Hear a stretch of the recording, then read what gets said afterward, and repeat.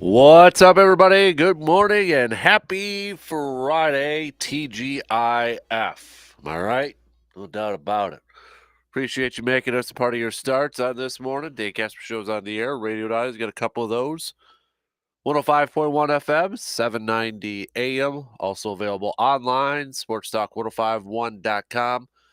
Video up and rolling on YouTube, Facebook, and Twitter.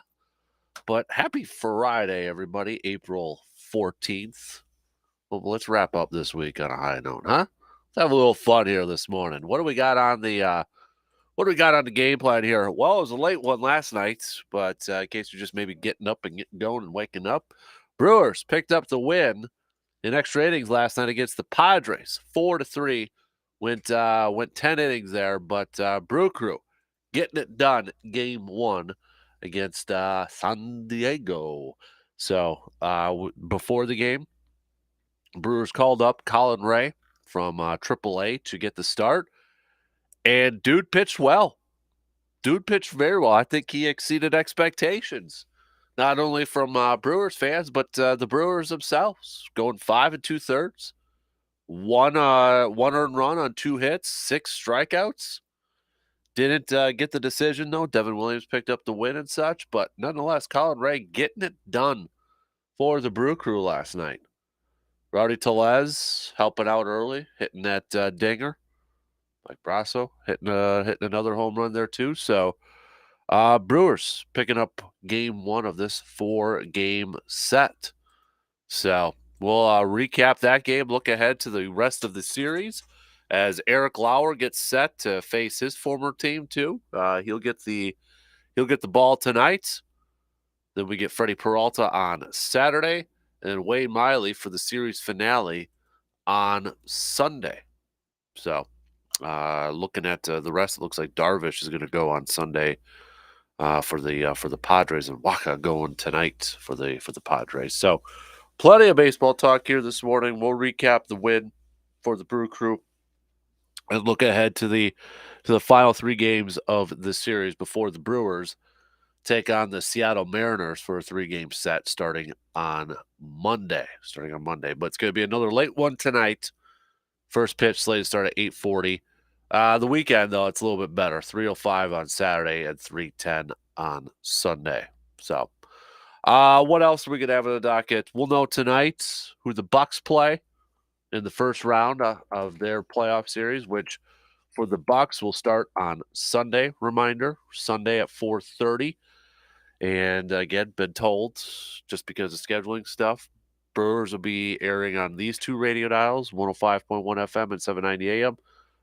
The Bucks will be on our station, 95.9, 1150 over there. So in case you're wondering, Sunday, double it up on the radios. All right. So, but in case you're wondering again, reminder tonight, it's between the Heat and the Bulls, and the winner of that game will go on to face the Milwaukee Bucks. T-Wolves fans could be paying attention to the game tonight as well. Timberwolves taking on the Oklahoma City Thunder.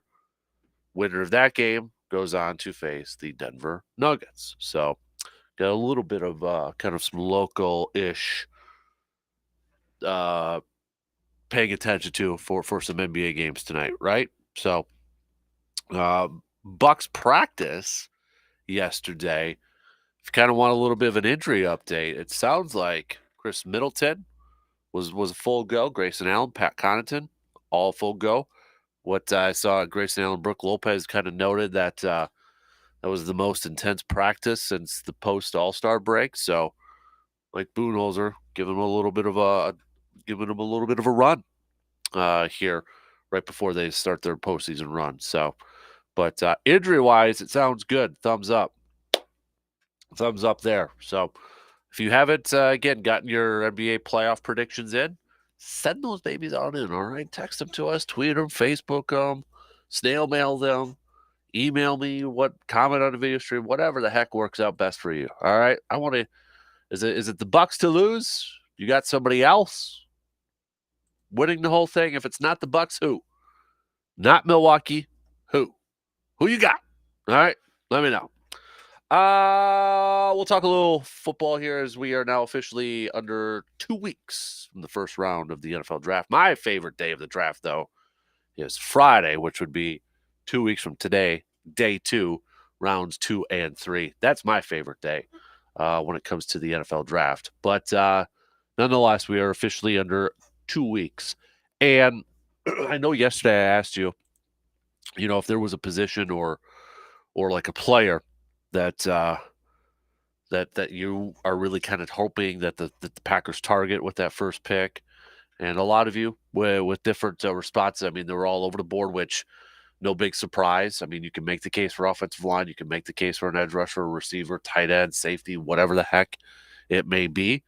But a lot of people, I would think, would assume that Green Bay is probably going to address the tight end position with this draft. And this draft has some intriguing talent at that tight end position. So focusing strictly on the tight ends, we're going to continue our 12 days, 12 show days leading up to the draft. I'm going to look at the tight ends here. And in fact, I'm going to rank how I view these tight ends in this draft, because I think the one thing too, when you've seen some of these mocks and you've seen some of the draft analysts out there, a lot of them have different tight ends as number one, or they've fluctuated since February, kind of like, combine or even pre-combine. They've kind of, the power rankings, if you will, of these tight ends have kind of fluctuated, gone up, gone down. It's kind of like a little bit of a stock market there. So I'll ask you, if you are paying attention to the draft here, you've kind of been following along, maybe with the tight ends group, is there one tight end that you would love to see Green Bay get in this draft? Is there one tight end? And I'll kind of bring up the question I had a little bit yesterday too. Is 15, the 15th overall pick, too high to draft a tight end? Is it too high for you? Do you rather see maybe Green Bay use a second round pick and get one of those guys that maybe is available in the second round, or heck, maybe they even trade back a little bit? I don't know. But I'll go through. I'm going to list my top tight ends in my rankings. But for you listeners right now, hit me up with some messages who you think should be the target tight end for Green Bay in this upcoming draft. All right, so we'll get to that too. Badger Hoops. We knew that they were gonna try to be active in the transfer portal, and so far, Greg Gard and the Badger Hoops team picking up a couple of guards. No pun intended there. But just the other day, yesterday, they picked up AJ Storr from St. John's, was a part of the Big East all freshman team. And then the other day, Noah Reynolds from Wyoming. Now, the Badgers have to figure out, they've got to figure out where they're going to get one scholarship. They got to open up one scholarship to bring both these guys on here. We know one opened up with Jordan Davis and such, but they still got to open up another one. But Noah Reynolds, you look at his numbers last year for Wyoming, averaging 14.5 points per game. He's got a couple years of eligibility left here too. 6'3" guard. We knew the Badgers were probably going to look at maybe getting some more depth at that guard or more scoring from their guard position. AJ, last year with St. John's, 8.8 points per game. A bigger guard, 6'6". Both these kids coming a little bit closer to home. Noah's from both Noah and AJ are from Illinois, so maybe getting a little bit closer to home there. And you look at AJ, I was kind of looking at his numbers the other day. It was the end of February, that February 25th game against UConn. Dude put up 20 points against UConn.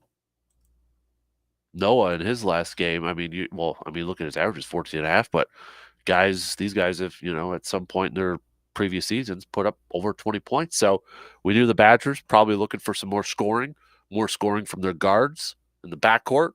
They picked up a couple of transfer portal guys that, well, they have been able to put up some points there. So I personally like them. We'll see how we'll see how it all kind of transpires and such, but I like it. I like him so far.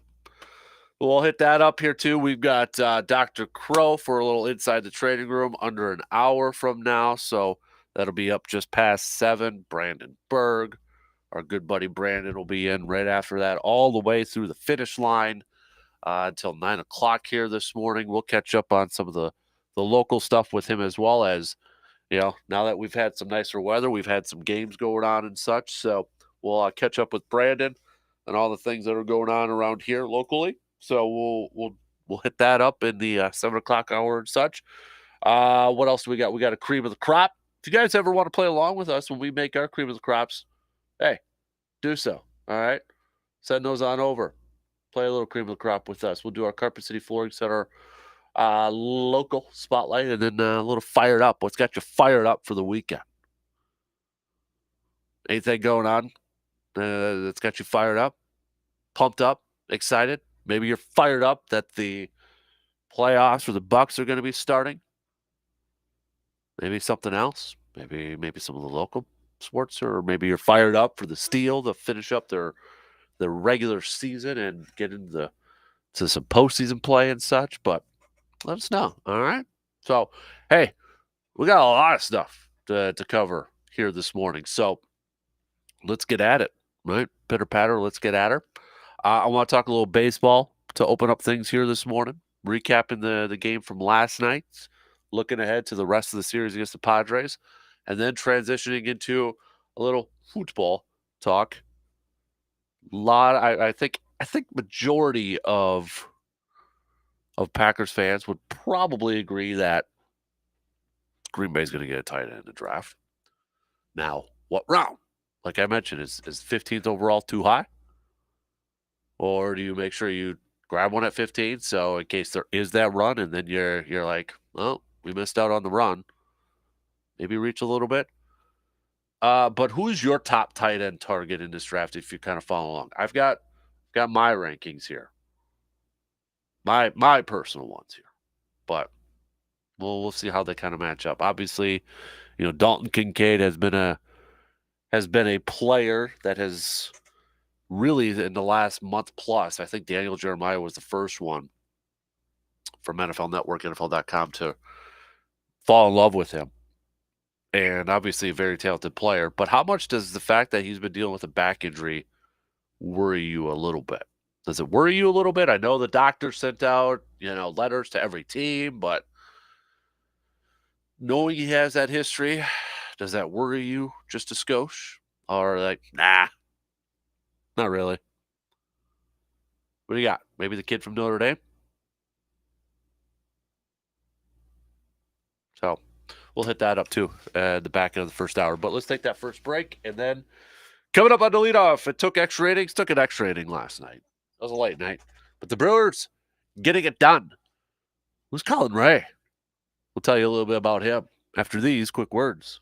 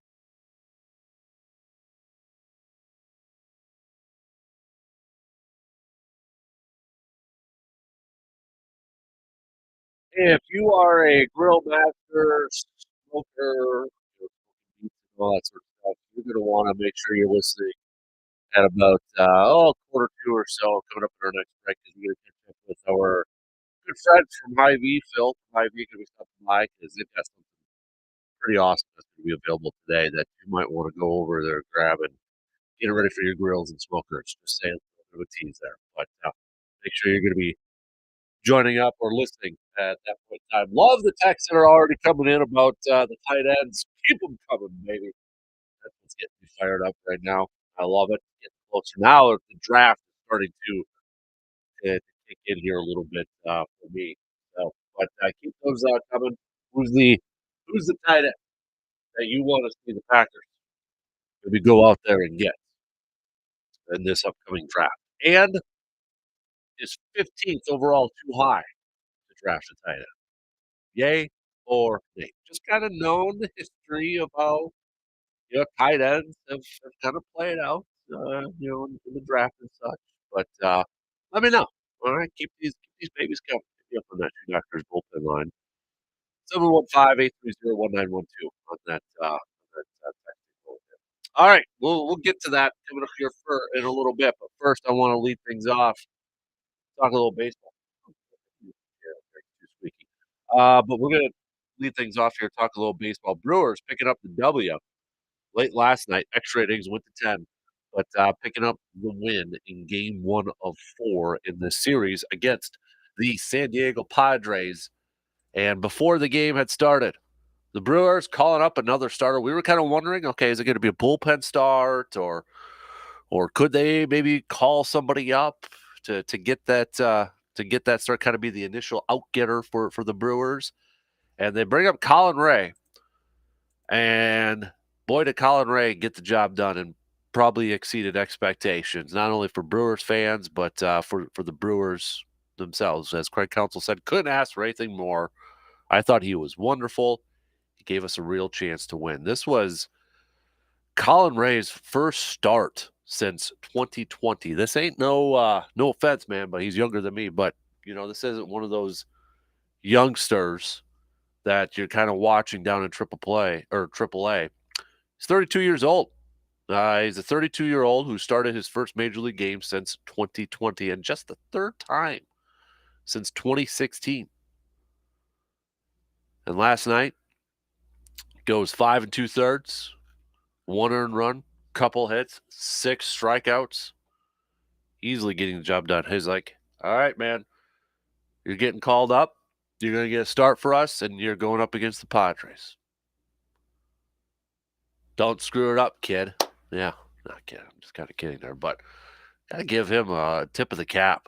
Tip of the cap to Colin Ray for the performance he put out last night. A big time performance too, especially with Brewers pushing back their starters to get an extra day of rest here. We know the Brandon Woodruff dealing with the shoulder injury on the injured list, 15-day injured list. So he comes in, Colin Ray comes in and does a fantastic job. Fantastic job. And it's, you look at Colin Ray's history here a little bit. At one time, he was a Padres prospect. He was traded to San Diego. He was traded from San Diego to Miami. Back in, just reading a little bit here, one-time Padres prospect whose last bona fide big league start was July 30th, 2016, following a trade from San Diego to Miami. He injured his right elbow that day, and it altered the course of his career, leading to stints with the Cubbies and the Brewers and in Japan, and then back to Milwaukee on a minor league deal this past winter. Ray's last major league start before Thursday was for Chicago in 20, but he was essentially pitching as an opener. So really just his, as they said, second quote-unquote real start.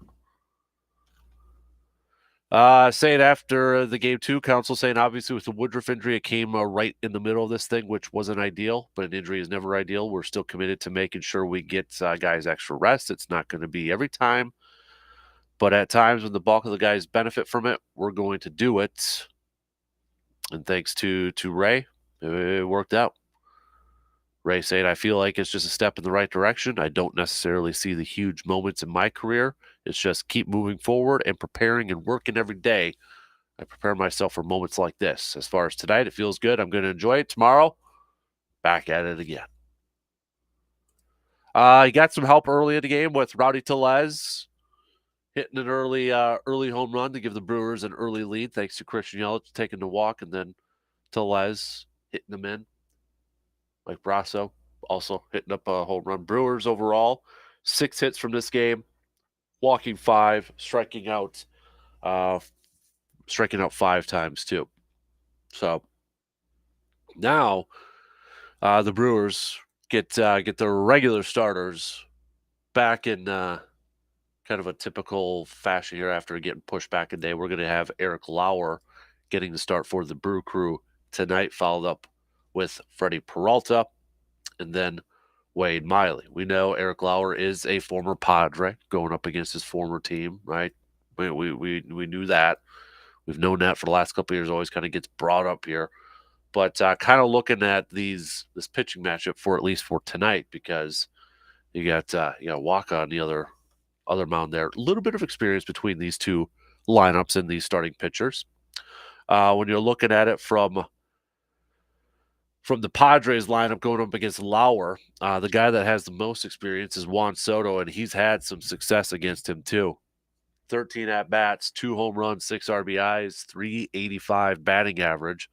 Nelson Cruz, DH, 8 at-bats, 625 in a home run. Everybody else has about a game's worth in there. Flip side, we got Winker and Yelich with the most experience with Michael on there, but Yelich 250 and 16 at bats does include a home run. Winker 15 at bats, 333. A lot of that's obviously with his with his time during with the Cardinals. So those guys get some time in with the NL Central and such. But other than that, everybody else in that lineup doesn't have really any experience. But he's off to a good start, 2-0 with a 3.00 ERA. Looking ahead to Saturday's game, that should be a really good pitching matchup on Saturday's game. You got Freddie Peralta on the mound, 2-0, off to a great start so far this year. Seth Lugo on the other side for the Padres. He's also off to a good start. Still dealing with a little bit of a cold here, so if I sound a little bit off, my apologies. But we're at the back end of this. But Seth's also 2-0 with a 1.38 ERA. And again, you're looking at some of the lineups. Not a ton of experience with the Padres going up against Freddie Peralta. Carpenter has 10 at-bats, just 200. Nelson Cruz, 5 at-bats, 400. Juan Soto has struggled against Peralta, 7 at-bats, 143. But the Brewers have a little bit more experience going up against Seth, including Brian Anderson, 17 at-bats, 294. Yelich, 15 at-bats, 267. But looking at how Seth and Freddie have pitched to begin their seasons, they're off to a really good start. So maybe, just maybe, we might have a little bit of a pitching duel coming up on Saturday's game. So maybe runs at a little bit of a premium, potentially. Hopefully Freddie Peralta can continue his hot start to the season. And then the finale on Sunday, Yu Darvish going up against Wade Miley. And the Padres, their lineup, quite a few guys with quite a bit of experience going up against Wade Miley. Bogarts, 15 at-bats, 333. Carpenter, 19 at-bats, 316. Machado, 16 at-bats, 313. So, I mean, you've got some dudes who have had some success going up against Wade Miley. Yu Darvish, obviously there's a couple guys in here that have a little bit more experience with him, considering his time in the NL Central with the Cubbies. Yelich is one of those guys, 19 at-bats, 211. Winker, though, 15 at-bats and zeros across the board. 0, 0, 0. So Yu Darvish having a little bit more success against this Brewers lineup. Brian Anderson as well, 7 at-bats with a 143 average against him. So can the Brewers at least win 2 more to take 3 out of 4 in this series, or is it going to be a split? What are your predictions? Hit me up. All right. Let me know how you think this is going to play out. I think it's going to be. I think I originally predicted a split at the beginning of the week. I'm going to stick with that. I'm going to stick with that. I think they'll get one more win in these next three. I hope they, dude. I hope they get 3 straight wins and go for a 4-game sweep. I mean, hell yeah. Why not? But if I'm a betting person, if I'm making a legit pick in that, I'll probably pick one more win. They split the series against the Padres. I might lean a little bit more towards the Freddie Peralta game too. Freddie's just off to a fantastic start. Ride that train right now. What do you got? What are you thinking? All right, let me know. Hit me up with that text, tweet, Facebook, or you can even comment on the video stream if you would like. Cross Major League Baseball too. I was reading a little bit earlier this morning, kind of getting ready for some things and such, and now that by the way, Tampa Bay, excuse me, becoming the third team to open 13-0. 13-0. Remember the Brewers 87 did that as well. So, but I was reading a little bit. The biggest surprise for every team so far in 2023, MLB.com has that posted up there. And what do you think they put up for the Brewers? What do you think they put up for the Brewers? The biggest surprise? Could it be the bullpen? Offense overall? Well, they put up Brian Anderson is thriving. The forever Marlin, or at least it felt that way, had a miserable final season in Miami and has started over in Milwaukee. So far, so great. He has 3 homers and 10 RBIs and is driving the offense of a first-place team. Twins-wise, in case anybody was wondering, for the Twinnies on there, they put up, seriously, how about this rotation? There are so many guys to credit for the Twins' fantastic start on the mound, which has them boasting the second-best ERA in the game, and we don't mean to dismiss the bullpen, which has been terrific. So, again, one of the biggest question marks heading into the season for the Twins was their pitching, starting rotation and such, and they've been off to a fantastic start, just like the Brewers with their offense was kind of like, okay, what to expect? Off to a good start. Which reminds me, we've got another Brewers bus trip coming up. This time, going up against the Twinnies. So all you got to do is head to wiscotrips.com. Once you go there, click on the Twins tab because it's under the Twins tab. But click on that because it's at the Twins game. It's at Minnesota. Click on that. Click on the Eau Claire option. Boom. There you go for June 14th. June 14th. You want to ride the bus with us to the Brewers and Twins game Wednesday, June 14th. Just $95. Infield box game ticket, round trip motor coach transportation. So there you go. We know the other one filled up fairly quick, so you want to hop on this one, better get at it. Okay. But the way these two teams are trending right now, why would you want to go to that game in the middle of June? It should be a fun one to go. G-Man, if you're listening, you and JR might have to go.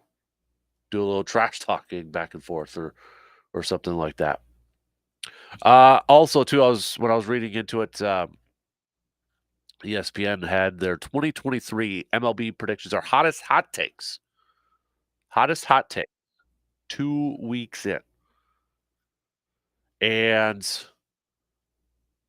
Brad Doolittle, one of the writers, says the Brewers will make the playoffs and the Dodgers won't. Saying I'm going to refrain from pointing out how the concept of hot takes makes rational people say things that they don't actually mean. Instead, I will just point out that in 2023, the Dodgers have a wider range of possibilities than they have had at any time in the past decade or longer. I also think the Milwaukee Brewers are going to make the playoffs. That is not a hot take. If the Brewers invade what felt like a largely set National League playoff field, someone will miss out. The hot take part of my otherwise rational mind tells me that team will be the Dodgers. Hey, now. Brewers knocking out the Dodgers? What do you think about that? I'm all for it. I'm all for it. Yeah, I don't know if I would necessarily call it a hot take of the Brewers winning it. Let me phrase it. I don't necessarily think it's a hot take to say that the Brewers are going to the postseason, but say the Dodgers in there, yeah, I would say that. Another one on here was none of last year's 6 division winners will repeat. In the National League, Milwaukee's magic continues through 162, and the Padres or even the Arizona Diamondbacks win the NL West. Now, Diamondbacks, that would be quite the surprise. Ooh. Yeah. All right, what do you got for the rest of this series with the Brewers and the Padres? Hit me up. Your predictions. What you got? You think they're going to win it? You think they'll split it, sweep it, take 2 more? Have a little fun with this thing. We're going to take a quick break, but we're going to catch up with our good friends from Hy-Vee here first. Phil from Hy-Vee stopping by because he's got something pretty awesome going on today, and maybe you're going to want to stop by later on today to kind of take advantage of this here too. So let's catch up with Phil from Hy-Vee here. We're catching up with our good buddy Phil from Hy-Vee here this morning. What do we? You got quite a few sales. I got a lot of stuff going on today. In fact, that's kind of fun. So first of all, after I'm done talking to you, I'm going to be busting the smoker out at the store. Ooh. And cooking off some ribs. So if anybody first time this year, yeah. All right. I anybody that's interested in that, I've got the smoker rolling, and they're going to be $16 a rack. 2 for $30, so that's $15 if you buy 2. But that's me. I'm going to be out there doing it all day today. And then we've also got another kind of cool thing that I'm super pumped about. If you watch a lot of people that are doing smoking and stuff like that, Thor's hammer. Have you ever heard of Thor's hammer? I've heard of Thor's hammer. Are finally getting those in. Really? Today. So they are, for those who don't know, they are a full beef shank. Yeah. And then we French it down, so we cut it off the bone, and then we tie it back on the bone. And then you smoke it like that, and it is just awesome looking. Like, wow. It is just a full piece of meat with this huge bone. And it's supposed to be amazing. I've never had it. Yeah. I'm getting one myself because I got to. You got to try it, yeah. Yeah, we finally were able to get in some. We got limited quantities, so if you want one, come in today. Come in right away, yeah. But this is pretty exciting for us because we've been begging. Thor's hammer. Thor's hammer, right? Tyler's got to be geeked up about that, right? At the meat department. He's pumped. Yeah. he couldn't wait. He's like, when are they coming? When are they coming? That's awesome. Heck and then yeah. And then if you buy one today, or if you buy the ribs today, for every $60 you spend today, it's 30-cent fuel saver. Well, especially with gas prices kind of a little bit on the rise too. That's perfect. They are on the rise again. Yeah, it's the summer changing, so exactly. That sort of thing. So we're just trying to ease into that a little bit with this. So good day to come in, buy some barbecue. Absolutely. Try Thor's hammer out and save some on gas. Dinner's already fixed because of Phil. Yeah. And then you got dinner figured out for the weekend too. Right. And then after that, I'm saying this because I'm super excited about it. On Monday morning, I've got a shipment coming in because I may have ordered the whole shipment. It came in through the warehouse, and I was like, nope, we're just going to buy it all. Canadian wild-caught walleye. Ooh. So we got fresh Canadian wild-caught walleye coming through, and we got it all. So Monday morning? Yeah. All right, I'll be there. Yeah. So, it's wild-caught. It's Canadian. $14.99 a pound. Hot price on walleye. You can't beat that. And this is fresh. This is fresh caught. So this isn't frozen. This has never been frozen. This is all fresh. Walleye is my favorite fish fry. Oh, man. Walleye is so good. I know. So freaking good. And especially around here, I know everybody's is into walleye like I am. We sell a ton of walleye at the store when we actually get it in. Yeah. So I was pumped when I was like, yep, just get it all. Get it all. Just send it all to Eau Claire. I'm definitely stopping by. So hopefully I get there before it gets all sold out there because that's a heck of a deal too for walleye. Man. And I was super pumped when that came through because I was like, easy mode. Yep. And then we just got this in today. We've also got shrimp. We got cooked shrimp in frozen, but this one's Gulf shrimp. So from Gulf of Mexico. That's not common anymore, especially for us. I always say this, we do the responsible choice thing. So if it's not sustainable, it's not, the right practices, we're not interested in as a company. But we finally were able to get in some Gulf Coast wild caught shrimp. So that's another big one. Yeah. So I'm just super pumped about all of this because it's just meat and seafood. Meat and seafood. That's where I live. Yeah. So. You're speaking my language now too. Well, appreciate you stopping by, Phil, and we'll catch up with you again here soon. Thor's hammer, huh? How about that? So you're gonna have to stop by Hy-Vee and grab some if you're want to get the smokers and the grills out here. Those will probably go fast. All right, hey, quick break. My top 5 tight ends in this draft. Who's the tight end that you want to see the Packers select in this year's draft? Hit me up with those texts. We'll be back.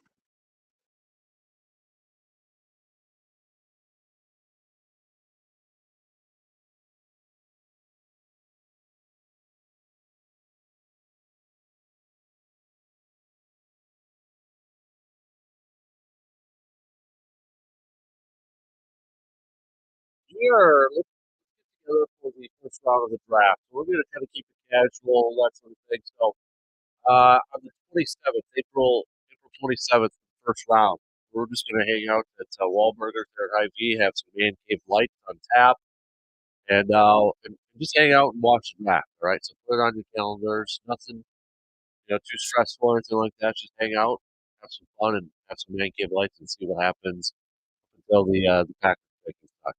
So put it on your calendars. We'll be over there, just kind of hanging out. It's low key. Best listeners in the area. So, surveyor, what time it in? Well, now I got to get a Thor's hammer to try out myself. Will it give me a heart palpitation? Yes. Do I care? Not really. I know. I'm hoping to get over there soon and grab one myself for a surveyor too. So, should be a lot of, yeah, especially the walleye part.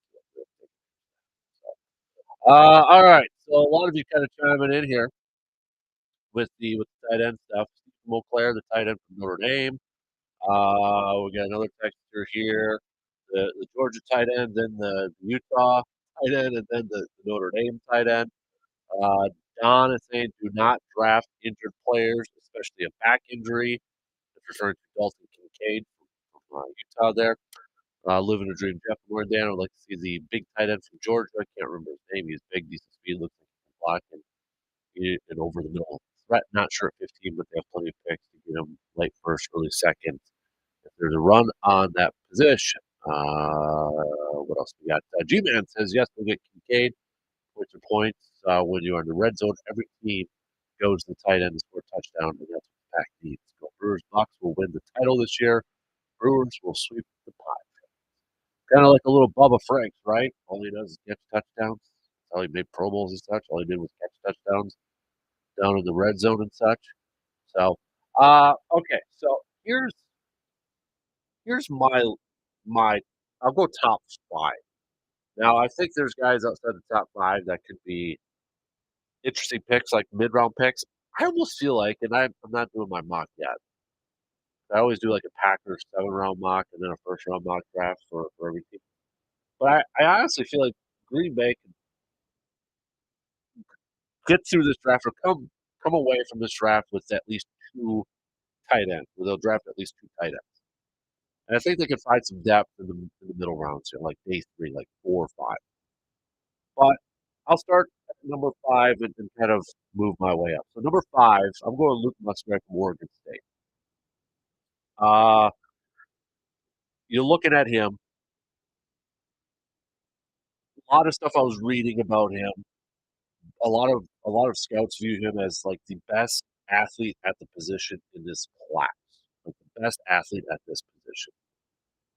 And he did have a knee injury that cost him the rest of the 2022 season. So again, you're talking about a little bit of an injury there.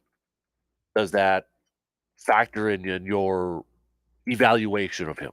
Does that factor in maybe the rankings of these tight ends that you would like to see the Packers go out there and get? If you're looking at combine scores, production score from these are next gen stats. Combine scores, he ranked 10th out of tight ends. Athleticism score, he did rank 4th. Total score, he ranked 3rd. He's got a little bit of an NFL bloodline to him. He is the nephew of Bill Musgrave, longtime coach on there. I like his physical traits, 6'6", 250 plus. So it's just again the knee injury. The knee injury just worries me a little bit on there. But I think he's like a day 2 pick, round 2, round 3, somewhere in there. So if the Packers decide not to address tight end in the first round or so, it could be maybe Luke Musgrave's a pick in the back end of a second or their 3rd round pick. So he's number 5, Oregon State. Number 4. Number 4, I'm going to go to kind of tight end university. Iowa, Sam Laporta. Now, again, this might be a day 2 pick, like a second round type of pick there. But, I mean, look at the pedigree that Iowa kind of, brings out with tight ends. DJ Hawkinson, Noah Fant, George Kittle. He's a little bit shorter than some of these other tight ends. He's listed at 6'3". Probably, maybe, I don't know if you saw the video. He was working out with George Kittle the other day. But obviously, coming from a program like Iowa, to me at least, that factors into it a little bit. Got targeted a ton. He can play in line, play a little bit on the outside. He's a move tight end. But you kind of look at some of his rankings and such. I mean, he's fairly quick for a tight end too. He ran a 4.59 40-yard dash at the combine. Athleticism score, he ranked 3rd. Production score, he ranked 6th. Overall, he was 4th. But again, I think what really helps out is that he comes from Iowa. The one downside to it, and again, it's like when you factor in the Packers offense, how much are they going to value whether a tight end can be effective in run blocking? And now remember, they don't have Alan Lazard helping out in run blocking. I'm assuming Marcedes Lewis is not going to be back. Laporta, not the greatest at run blocking. Could he improve, though? Yeah, he potentially could improve. My third tight end on this list is a guy that a lot of you have mentioned. You couldn't remember his name, but he's a guy that before the combine, I kind of had my eye on because I loved his physical traits. He was maybe more of a day 2, possibly an early day 3 pick, but I think now he has really moved up on the boards after his combine performance, and it's this kid from Georgia. 6'7", 260 plus. Nailed the combine with some great catches. If you haven't seen the clips, go ahead and do so. His athleticism score was ranked 2nd of all tight ends, 2nd total score, production score 4th. He was mostly viewed as like a run blocking tight end. But then after the combine, when he showed off some of his pass catching skills, people were like, all right, add that to the frame. But the fact that he is like 6'7" and he runs a 4.6, 4.40.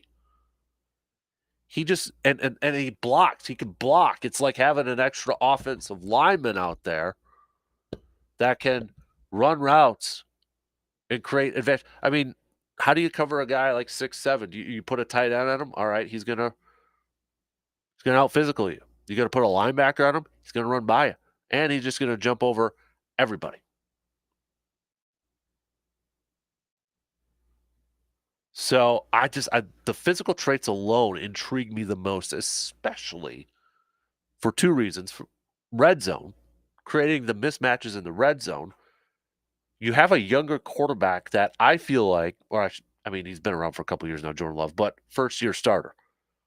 You want to create a safety net. You want to create or have a guy that's going to be kind of your check down or maybe just, your go-to guy, that safety net. A 6'7" tight end, got a wide frame there. And the thing is, to me, what's going to be interesting, 15 might be too high for Darnell Washington. But he also might not be there when the Packers draft again in the 2nd round. Might not be there. He's kind of that guy, maybe back end 1st round or very early in the 2nd round. I love this guy. I freaking love this guy. I think 15 is going to be a little too high for him.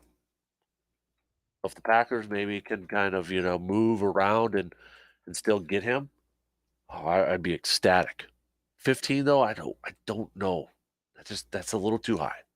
I love his physical traits though. Washington, this kid from Georgia. Like, Packers got him, I would be ecstatic. My second ranked tight end in this thing is the tight end that has garnered a lot of attention and a lot of talk leading into this draft process. I think Daniel Jeremiah was the first one. Is like, hey, I actually have him as my number 1 tight end. Everyone kind of had the Notre Dame guys as number 1, but Daniel Jeremiah, I think, was the first one to go out there. And it's Dalton Kincaid. Production score, number 1. Athleticism score was 10th. Overall, overall combine rank was first. He's got like prototypical size when it comes to a tight end, 6'4", about 250 pounds. He's a guy that's mostly, as the pass catcher, you can move him around. Great route runner, good athleticism, great ball skills. Probably isn't going to be, at least initially, great in line. And the other downfall again is the knee injury. Or excuse me, the back injury. I was thinking of Luke there. Is the back injury. Yes, the doctor sent out letters to all the teams, but that back injury still kind of worries me, especially with the tight end. Especially with the tight end. It worries me a little bit. But when the guy's healthy, the dude's a weapon. You're not going to ask him to be a run blocking tight end. Maybe he can develop into being an effective blocker a few years from now. But there's no doubt he's an effective weapon for a younger quarterback like Jordan Love. But the thing that worries me the most is that back. But assuming he's healthy, he's my number 2. Number 1 is probably the most, and I hate to always kind of use this term, but It's the best way to describe him. It is the tight end from Notre Dame. Mike Mayer, Michael Mayer. I saw a lot of comps kind of calling him like a Jason Witten type. Again, the measurables, you're talking 6'4", 6'5", 250-ish pounds. He can run block. He's got the size to go up the seam. Isn't probably the fastest guy out there. I mean, he ran a 4.740. That's, a lot of these other tight ends we just mentioned. He's one of the slower ones out there. But he's that older school maybe type of tight end. Like think of a Jason Witten type of tight end. And that's Mike. Not the fastest guy in the world, but I mean, look at how Tony Romo utilized Jason Witten, Dak Prescott early in his career. Kind of that safety net, right? That guy that you can trust, a high volume target. A lot of people kind of calling him maybe a safe pick, one of the safer picks in this draft. But overall, when you factor in everything, he's my number one tight end because he can run block. You can rely on him in the passing game. You can use him in a different ways on the line of scrimmage. Line him up here, line him up there. He's a safer pick. That's why he's my number one.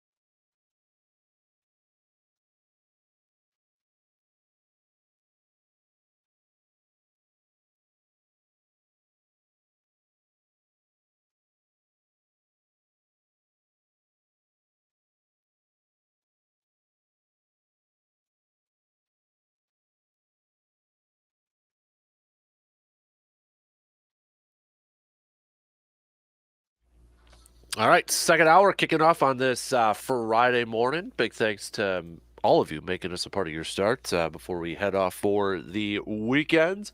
Coming up here in just a little bit, we'll catch up with our good buddy, Mr. Brandenburg. We got some local stuff going on, too, with the weather that we've been having. So we'll get an update from him on that. We'll get back to some more Brewers baseball chat. We'll know who the Bucks play in the first round of the playoffs after tonight's game between the Heat and the Bulls. So we'll hit that up. Plus, Badger Hoops, picking up a couple of guards in the transfer portal. We'll hit that up, too. But we kick things off every Friday at this time, talking with our good buddy, Dr. Austin Crow, Chippewa Valley Orthopedics and Sports Medicine. Good morning, Austin. How you doing, bud? Fantastic. Hey, we were talking a little bit in the first hour, getting ready for the draft now that we are about 2 weeks away, less than 2 weeks away from the first round. And one player that a lot of Packers fans have been kind of like intrigued with has been tight end Dalton Kincaid.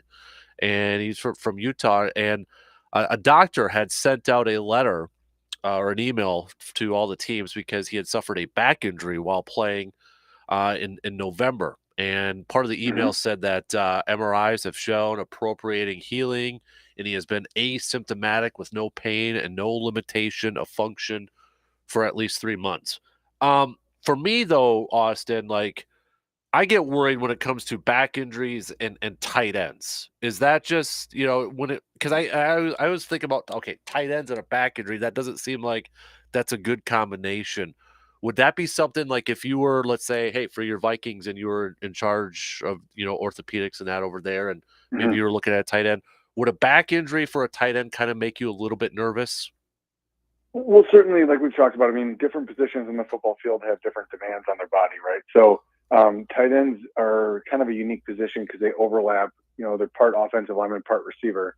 Obviously, depending on the offense and what you're asking of them, they can be one more than the other a little bit. But yeah, certainly when you talk about back injuries, it's important for all positions, but especially you get people down in the trenches. I think the big question, of course, is what exactly was the injury? And to my knowledge, they didn't actually disclose what it was, other than just saying he had an injury and he's now healed appropriately. So at his age, the suspicion would be either a disc herniation or maybe something called the spondylolisthesis, which is an issue that younger people can get in the back. Depending on what it is, there is some more chronicity with one versus the other. So if it is one of those problems that can linger, absolutely, you would have concern that this is going to be a recurring issue, and sometimes that does cut career short. So that's something that unfortunately you have to weigh when you're looking at these athletes that have this history, whether it's an injury or surgery. How's that going to play out short and long term? Would you say this is kind of like, leading up to the draft? This is almost like athletic trainers and doctors, kind of, this is where a lot of pressure is on them for these teams because, I'm sure GMs and scouts and owners are asking them what their thoughts. I mean, would you say this is one of their most pressure times this time of year for the NFL?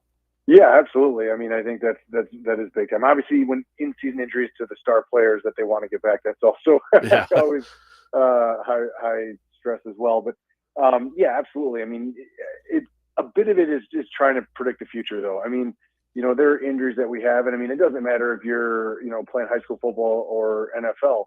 I mean, we tell the athlete, look, this is what your injury is. This is what we think is going to happen, and we have a pretty good idea in a broad sense of the term, but there are definitely exceptions both ways. And so, you see these guys that'll have an injury that drop, dramatically in the draft. And that's really because a lot of the physicians that evaluate them see something that really makes them raise their eyebrows.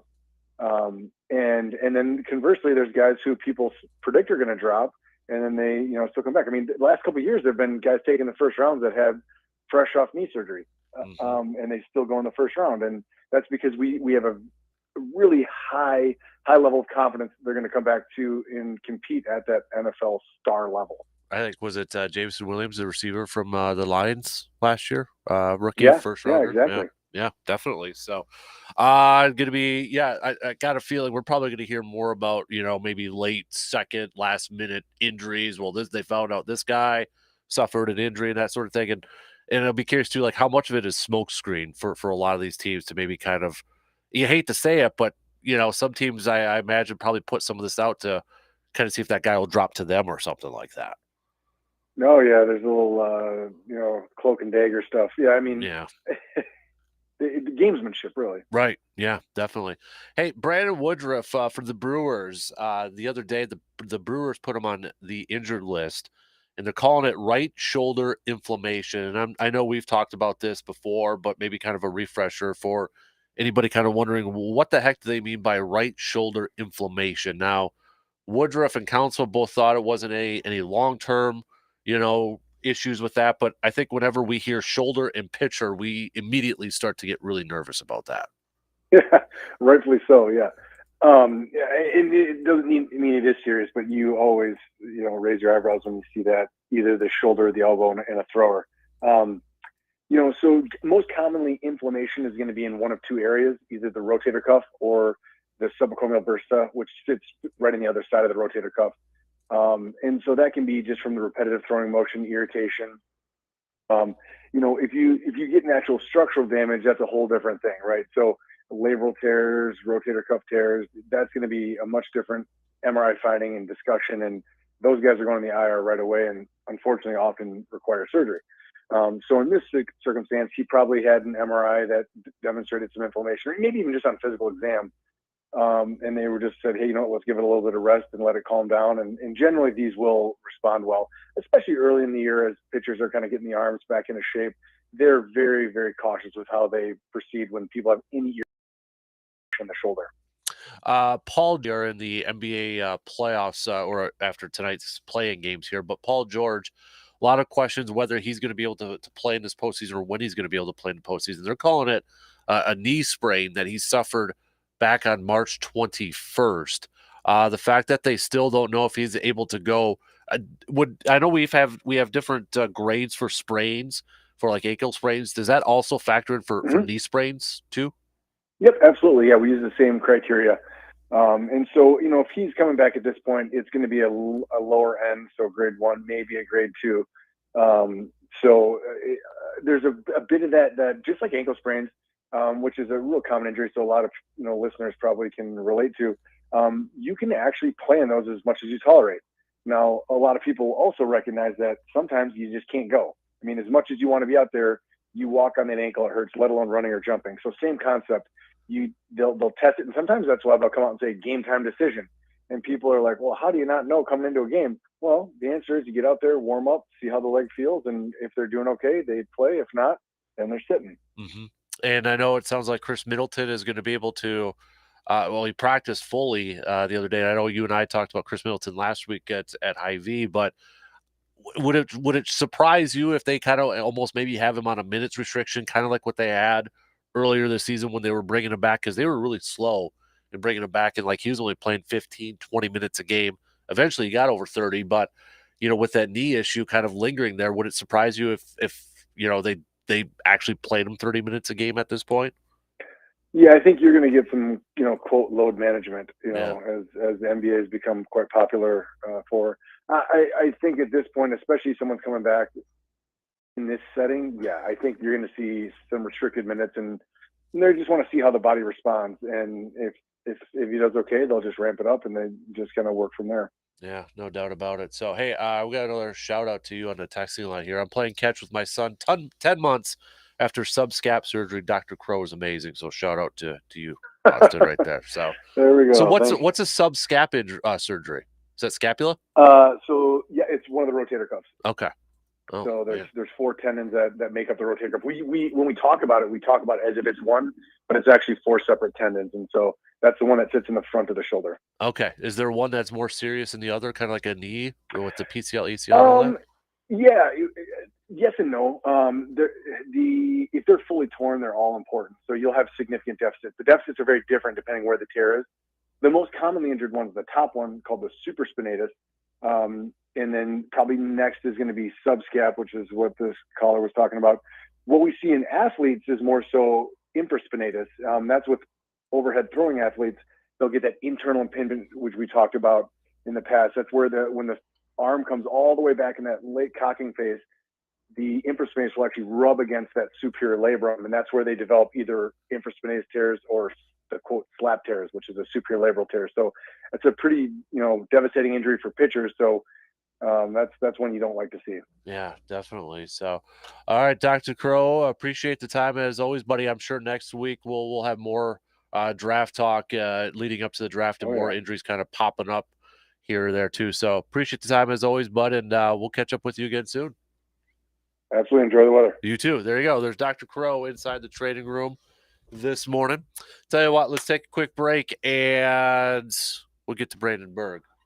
We'll catch up on some of the local stuff that's going on here first. And then we'll get to some more baseball talk after these few words.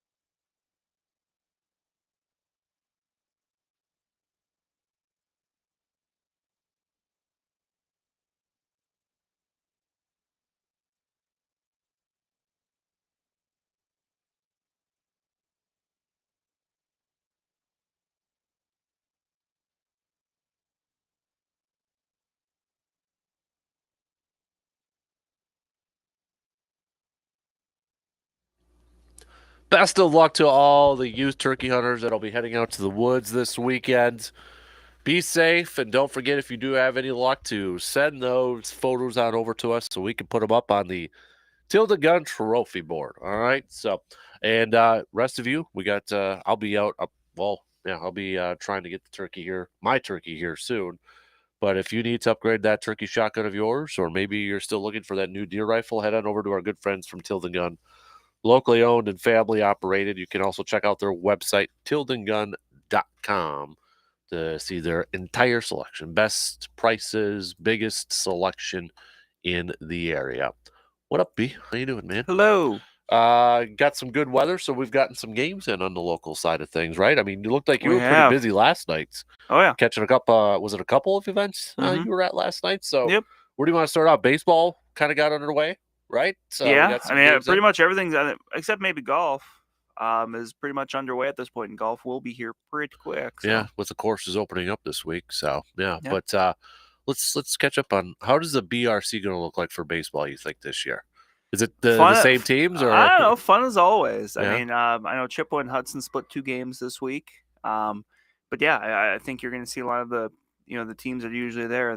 Your Northshire Memorials, River Falls always solid. Chippewa's usually right in that mix as well. So right, a lot of good talent there, and yeah, I think that's going to be one of those that goes down to the final week as we're I don't want to say it because I don't want to get too far ahead of myself, but that going down into the later part of May. Yeah, that's usually usually goes down to those last few weeks. Right. How about softball? Because I mean, Chippewa is always kind of up there too. I mean, is it going to be about the same thing here? Or I mean, I would think that they're the favorites. I mean, they usually are, and they picked up 4 conference wins this week. They beat Hudson twice earlier, and then yesterday they beat Menominee in a doubleheader. That's one of the places I was at, and that's that's a Chippewa team that is once again not short on bats. I mean, they just over the years, it's just been so impressive how every year they can hit the ball, and they hit for power. Right.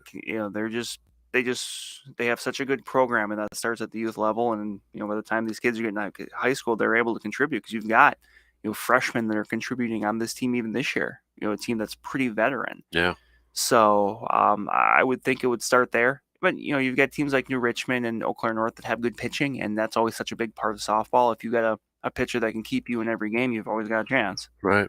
How about McDonald then for softball? Well, the Western Clover Belt, Bloomer's defending conference champ, and they bring back pretty much everybody. Now that one person they don't bring back was a big piece, Callie Olson, a really good pitcher that's pitching now at Minot State. Mm-hmm.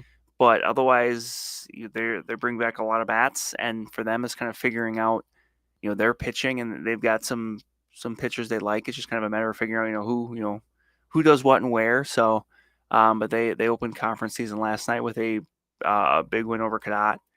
Hit the ball really well, as I mentioned they like to do. But otherwise, yeah, McDonald be in that picture. Fall Creek's going to be in there as well. Fall Creek shut out Thorpe last night. So I think those are some of the teams to keep an eye on right there. Mm-hmm. How about let's go track and field, since I know you've been kind of covering that quite a bit now that the weather's been a little bit warmer. We got some outdoor events. It looks like for track and field too. Yes, we did. I mean, Tuesday I was at the Chahai Triangular at Chahai, which between Chippewa, North, and Memorial. A lot of competition going on out there. Where the Chahai girls 800-meter relay. I want to make sure I got the right relay. Set the school record. So in their first outdoor meet of the year. So that's obviously whenever you're touching territory that nobody else ever has, that's a pretty big deal there. Right. So track and field, obviously Chippewa's got talent. Brooklyn Sandvig, the Iowa State commit, won 3 state titles last year, won the year before that. I mean, she's as quick as ever, and for her, I think it's about just kind of getting through it, getting through what you need to get through and making sure that you're feeling good come the postseason time. But Chippewa's got some other really good athletes as well. Mm-hmm. They're, I mentioned with that 800 relay, they've got some really good sprinters, and that's going to be interesting to see them kind of flex their muscle with that. Not just with Sandvig come tourney time, some good jumpers as well. Sophomore Ava Christa's already kind of in striking distance of the school record, which is pretty impressive considering she's a sophomore. On the boys' side, they've got some good mid-distance runners. They've got some good jumpers as well. Christian Crumbaker is going to compete at lacrosse after this year is over, and they're a lot of these Big Rivers teams. You're going to find some kids that are state caliber, and when push comes to shove, and we get to end of April, which is not too far away, and into May. That's, I think, really when you're going to see some of these kids start to peak. Yeah. How about, was it a week ago or a couple weeks ago? Like, I know Bloomer for track and field. So did you kind of do a little write-up on I did on some of their distance runners because they've got a good distance program. Some Anders Michelson, Lucas Anderson, Seth Rogie. They've got some really good distance runners that had made for a really good cross country team last year or last fall, and yeah, they're off to a good start. And last year, at sectionals they missed going to state by 4/100ths of a second in the 4x8 relay, and they bring back, I believe it was 3 of the 4 of those guys, and they've got some other ones in there too. So that's kind of the they're obviously looking to kind of get over that hump because they've been close. In cross country last fall, they were a spot away from going as a team, and they've just for that group, a lot of those guys have been kind of close, but just missing out. And I think this year they're looking to kind of be able to break through there. Right. Soccer. I know you were watching some soccer. Last night I was at Dray Field for Chippewa and Eau Claire Memorial, which is a big early season Big Rivers contest. And Eau Claire Memorial picked up a 4-0 win. 3 goals in the back half of the second half to kind of pull away there. And kind of the really interesting thing on the Chippewa end is they ended up playing their most of the game, I think all but a few minutes, with not just a backup goalie, but a freshman that's never played goalie before. Their starting goalie was a little bit under the weather, and she kind of started, but could kind of tell right away, okay, I'm not going to be able to do this. I'm not feeling great, so they had to make a sub, and they went to a freshman who was actually a forward, Joey Bonin, who apparently prior to this year had not played soccer since like second grade. What, really? Yeah, and this was their second game of the year, and they had kind of prepared her a little bit and said, "Hey, we may need you to do this." And she honestly, for someone that had never played goalie or goalkeeper before, prior to the game, she held up pretty well. Just Memorial is a great team, just kind of able to keep that consistent pressure on, and eventually kind of break through. It was a 1-0 game. I think like 55 minutes in. They just, kind of getting that continual pressure and able to, to get some plays by. But, Coach Al Ali was pretty pleased with the way his team played considering the circumstances. I mean, it's, Memorial's a tough enough team to beat anyway. But when you try to beat them, when you're firing on less than all cylinders without an all-conference goalkeeper, that's, that makes it even tougher. So. Right. Exactly. Wow, that's awesome.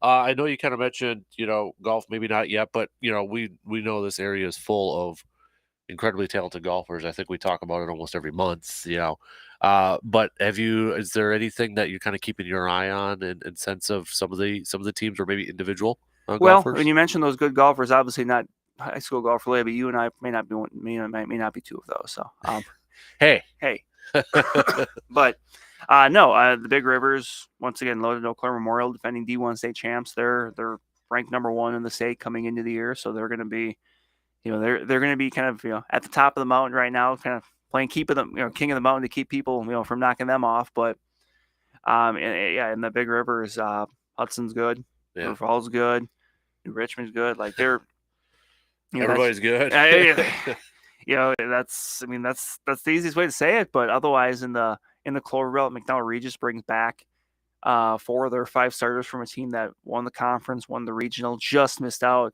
They, along with your Medford Raiders, just missed out on going to state as a team last year, just by a couple strokes. So, the Saints are, that's the goal. Like their coach Steinberg kind of made no bones about it when I talked to him earlier this spring. He said, "Hey, we want to get state. Like we think we can do it. We just got to go and do it." And the Clover Belt meets will start up next week. They'll be a prime contender there as well. So, that's getting there. It is, and hopefully, hopefully Mother Nature stays this way, so you don't have any delays and such. But always nice. Yeah, saw that the Express posted a photo of Carson Park with no snow on there too. So hopefully getting there too. Blue Gold's quick. Some upcoming stuff on their schedule. We got. Outdoor track and field is going to be at the Platteville Invitational. Baseball is also at Platteville. It looks like softball at UW Oshkosh. Tennis at Whitewater. It looks like. So you can and then golf. We've got women's golf is over in Hastings, Minnesota. It looks like too. So you can check out their entire schedule by visiting bluegolds.com. Brandon's mom here. Just want to thank the station for the awesome seats. Rocky got a ball. Your mom got on TV. Did you know that? Yeah, I'm the one that sent her a picture. Show her. And by the way, we have a 34 Brewers jersey for Hudson, and Brandon, maybe one for you also. Oh, well, I knew they had one for you, but Hudson's or gonna no, be jacked yeah, I about know. that. They mentioned that to me, and I'm like, well, I'll keep that quiet because that's not my news to share. So, but well, I don't know if I was supposed to tell you either, but I'm well, assuming since I found out texted eventually. it, so he's gonna be jacked. Thank you for that. That's impressive, especially considering that line. I mean, I'm sure you saw the photo. Yeah, I mean, I saw the giveaway. It's a sweet jersey, too. It really is. Co-owner of the or minority owner. Minority owner of the owns a minority stake in the Giannis Yeah.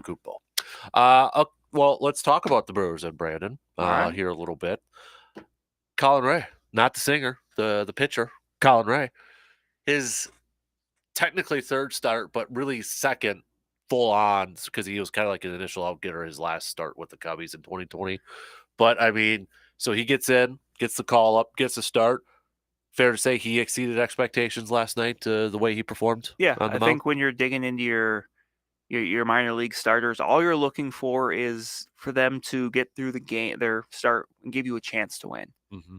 And obviously, a day prior with Jansen Junk that didn't quite happen. No, part of that's the offense too. I mean, it just took the offense a while to get going. Right. And he made kind of one big mistake. But yeah, that's all you're looking for is by the time that pitcher's coming out of the game, do you still have a chance to win that game? And obviously they did with how Colin Wright pitched. And he kept, outside of the mistake to Machado, he kept a really good Padres lineup off balance and gave him, a little bit of length, which they kind of needed after, a shorter start. Right. Not a younger guy either, 32. No, he's a veteran. He's bounced around the league. Right. I know he dealt with some elbow injuries, was it, at one point in his career too? So, by the way, Jansen Junk with that name, I wanted to throw this out earlier and wait till you were on. We're looking for the best pitching name or best sports names in sports history. Well, for him, that might be the worst, though. Well, that's the thing. I was telling this story yesterday. I was listening to a game on the radio when I picked up Hudson from school, and he heard it. And he's like, Dad, do they call him that because he's a bad pitcher? You feel bad for the guy, but I mean, younger people and obviously when he has a rough outing, I mean, everyone's going to have the same the same joke to go with it. But so, rest of you, hit us up with what do you think are the best names in all of sports? Kind of like because they were talking about JP on the telecast on the radio. They're giving him some love on the Brewers radio That's network a good pitcher too. name. Fire Eyes. Right, exactly. So I still like Mountain Kennesaw Landis. The old time commissioner. Yeah, I wish names were still like that. So, but what are like the best? Like just that like fits. Like what was the quarterback name? Like a Colt McCoy or something like that. It's like that's definitely a quarterback's name or like anything with it never worked. He didn't work out for the Brewers and really in baseball either. But for a pitcher, I like Nick Neugebauer. I think it's the alliteration. Like he was a young flamethrower. That kind of sounds like you like Turnbow though too. Yeah, I mean, he worked out for a little while. But I don't know, is that like a pitcher named Turnbow? I don't know. Maybe like if he was an infielder, turn into Turnbow. Maybe sort of somewhere in there. I don't know. We're missing some, but I wanted to throw that out there. I was going to do that earlier with you on, but just thought of that when you mentioned Jets and Junk. So, but no. So, now the Brewers they push back their starters. I know they were talking a little bit about that. Corbin Burns kind of talked about it, and Craig Counsell saying, well, kind of that was kind of the plan. They talked a little bit about in spring training, better to do it now than maybe later on. Yeah, better to be proactive than reactive, especially with them being in a stretch here of, I mean, they don't get it off until next week. Yeah, next Thursday. So 13 games in a row. Right, exactly. It's got to be one of their longest stretches of the year. It looks like maybe end of May into June, but then that May 19th hustling into the All-Star. I mean, and that's a lot to play early on. Right. Remember, because these guys are still kind of ramping up a little bit. So better to take it a little easy now. And Colin Ray, I feel like he's probably ahead over. I think he's earned himself another start. I was going to ask. I mean, does that performance? I think it might. I know Woodruff and Counsell kind of downplayed like the long-term significance of that shoulder, but maybe it gives them like, okay, maybe we can take it, because I think Woodruff said it might not even be the full 15 or something like that. Yeah, but it sounds like it could be a minimum. Yeah, it could be a minimum stay. But remember, for pitchers it's 15, and for position players it's 10. Right. Right. Yeah. So it's like, okay, well maybe they can ease it on in here and give Ray another start. Yeah, I mean, I think he's earned it. Mm-hmm. And I mean, is he a guy that I'm thinking, because Ashby's done. At this point, he's probably out for the year. Is Ray a guy that they can even put in the bullpen for like a long relief type of? You could, but remember, you've also got Adrian Hauser's not that far away, right? So, to me, I think ideally, I mean, it's just one start, and I know I'm kind of like, but I think ideally Hauser's that guy for you. Although, I mean, don't want to get a Jason Alexander type of thing last year where we're like, it's like, you want to try to stay a little bit consistent with what they're doing, right? I'm still intrigued by Hauser as a possible like short relief guy, just because I think his stuff could play up a little bit. Mm-hmm. But I mean, Bryce Wilson he's pitched well so far when he's kind of had to go into that mop up role. So they've got some options there. Mm-hmm.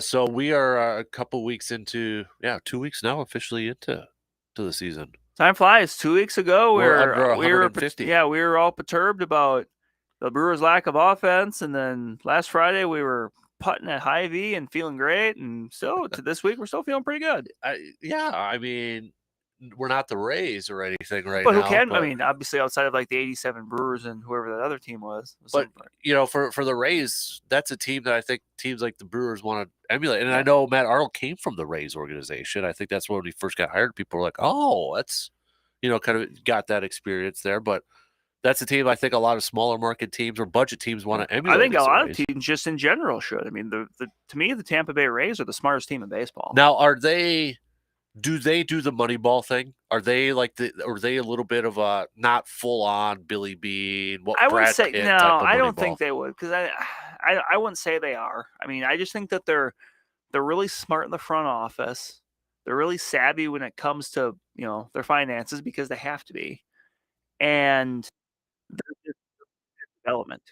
You look at development they've had. Even a guy like Drew Rasmussen, remember, part of the Willie Adames trade that's worked out well for both teams. Yep. And he went there and he pitched well with the Brewers, but he's taken another step forward since he's gone to Tampa. Their pitching development, I mean, they're able to just turn over their roster in many spots every year and still be really good. That's why, going back to our preseason picks, one of the reasons I said, I've got to have Tampa Bay in the playoffs is because at this point I'm not going to bet against them. Right. And they're just smart. Like, every move they make isn't the right move, but more often than not they are. And you look at their offense and you may think, well, I don't really see it. But then you look at their numbers and you say, okay, now I do. I mean, outside of maybe Wander Franco, who's a great young player, I'm not sure if there's many players on that team that a lot of more casual fans would know. Now, I'd be curious to know, like, do Rays fans have the same conversation that we've kind of had as Brewers fans the last couple of years, where we've wanted, we know we got the pitching. We've got the pitching on the cheap. Let's try to go for it here a little bit, maybe put more money in. Do Rays fans have that same conversation, you think? Maybe. I mean, well, yeah, I don't mean to, take a shot, but there may be fewer of them, but than there are Brewers ones. But, I don't know, because I think the Rays have more of a track record of being able to develop that pitching. Right. I mean, outside of they've actually gone to a couple World Series. Yeah, and I mean, outside of this group of Burns, Woodruff, Peralta, etc., developing pitching has kind of been an issue for the Brewers at times, especially when you go back like a decade. Yeah. When for a period of time, Yovani Gallardo was kind of it. Yeah. Prior to that, it was Ben Chates. Like, that's not a lot in a a pretty long period of time. So maybe not. For them, I think it's a little bit different too, just because they play in such a good division. Right. I mean, the Cardinals are a steady good team, but I mean, the Brewers aren't going up against the Yankees and, a resurgent Orioles team and a really good Toronto team and a Boston team that, maybe isn't as good as it has been, but it's, they have spent in the past. Yeah, they have, they've got the resource and they probably will again here at some point. It's not that long ago they won a World Series, so. Yeah, and so, I think it's a little bit different, but there are some similarities. I mean, maybe you could almost say like maybe the Brewers to some extent are like a poor man's Rays team. Not as good, not as talented, and I say poor even though I think they probably spend more money. Right. But as far as like a smaller market team that maybe in the eyes of some kind of outplays, what the outside expectations. Yeah, and I think that, like you kind of mentioned it too, the Rays play that division that has the Yankees that everybody just assumes is the biggest spender in all baseball. I mean, we'll look at their payrolls and such, but Tampa has the 28th highest payroll right now, according to Spot Track. Only two teams lower than them. Can you take a guess who they are? One's easy. A's. A's are dead last. Pirates.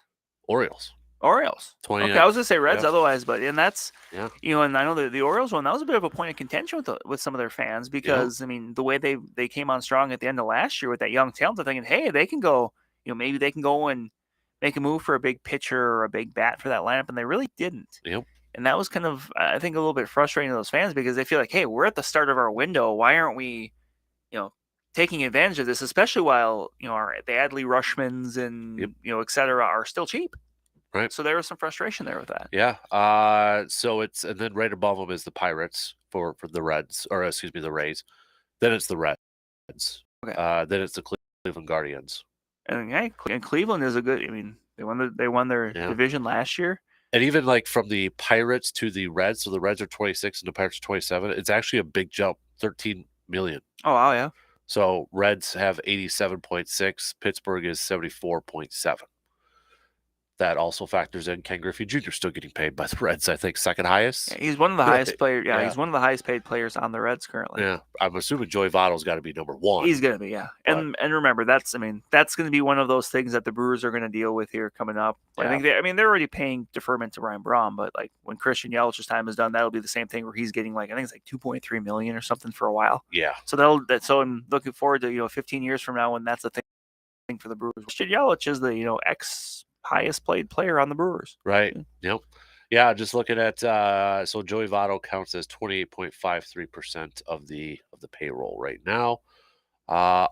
They also have Mike Moustakas on here too. Yeah, because he signed that big deal after 2019. Yeah, 25.11%. So I think he got like 4 years, 64 when he initially signed with the Reds. I mean, that was one where when he signed that deal, I'm just like, you know what, good for him because obviously he had been. I wouldn't have wanted the Brewers to pay that anyway, and now he's in Colorado. Yeah, it's kind of it. Yeah, so he's under a retained salary status. Yeah, because he's not on the team anymore, but he still owed the money. Right. I mean, baseball when you sign a deal like that, it's guaranteed money. Yep.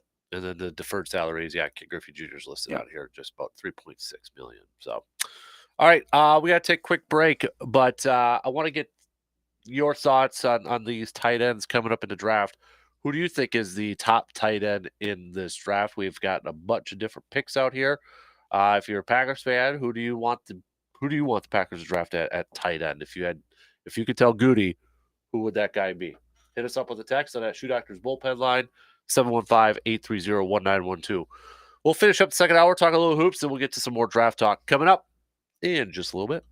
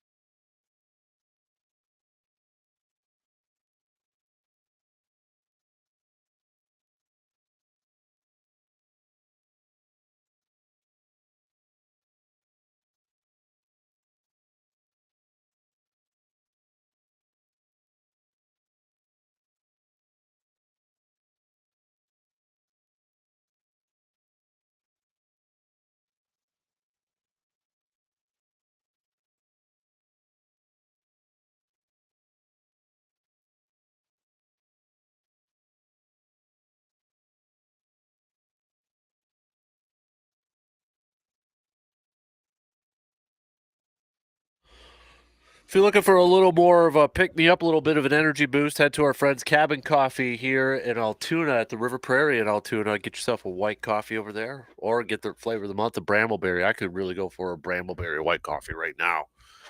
Get a little caffeine in me if anybody wants to make a little bit of a run there. So, but not only just coffee, they got smoothies over there, 2 fantastic smoothies, a great breakfast menu. I just had their breakfast wrap, was it last week with the Southwest sauce? You could drink that Southwest sauce. It's so good.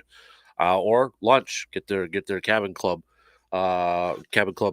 sandwich, Cabin Coffee Club. Spit it out, Dan. Sandwich over there for lunch too. So, fantastic menu. Cabin Coffee, Altoona, River Prairie Drive.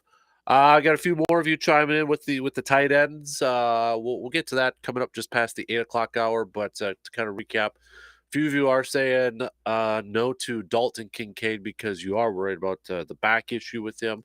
A couple of you are going with Dalton Kincaid, but we'll get into more depth with that coming up in the next hour. Before we get to that, let's talk some hoops. First things first, Badgers actually picked up a couple guards in the transfer portal, Brandon. Picked up guards. Guards picked up guards, yeah. AJ Storr from St. John's was part of the the Big East all freshman team this past year. Averaged just under 9 points per game. He dropped over 20 against UConn. Shot well from deep. Yep. Was a top 100 recruit last year. Yep. 4-star prospect.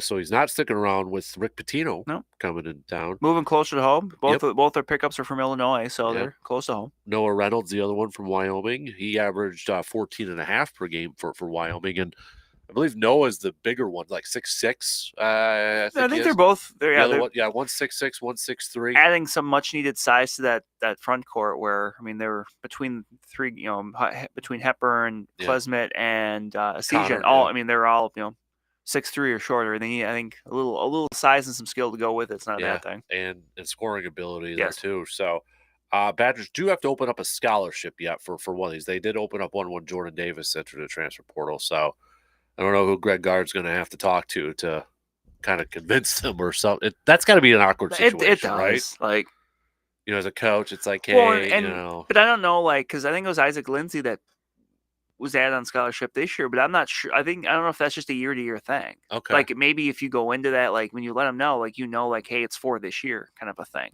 That's it. Yeah, true. But you're right. That's an awkward conversation because it did seem like Isaac Lindsey played well in abbreviated time. Right. So I don't know if it's him. I don't know if it's if there's someone else that may be moving out. Yep. Because Tyler Wall's coming back. So that's it's a tough decision for a coach to be in. Right. Unless somebody else decides to enter the transfer portal at this point. But I look at it. I like the 2 pickups. I know. I'm sure some of the naysayers are like, oh, the kid played for Wyoming, how good of a competition, and, blah, blah, blah. But you know what? They need some help. They need some backcourt depth. That does.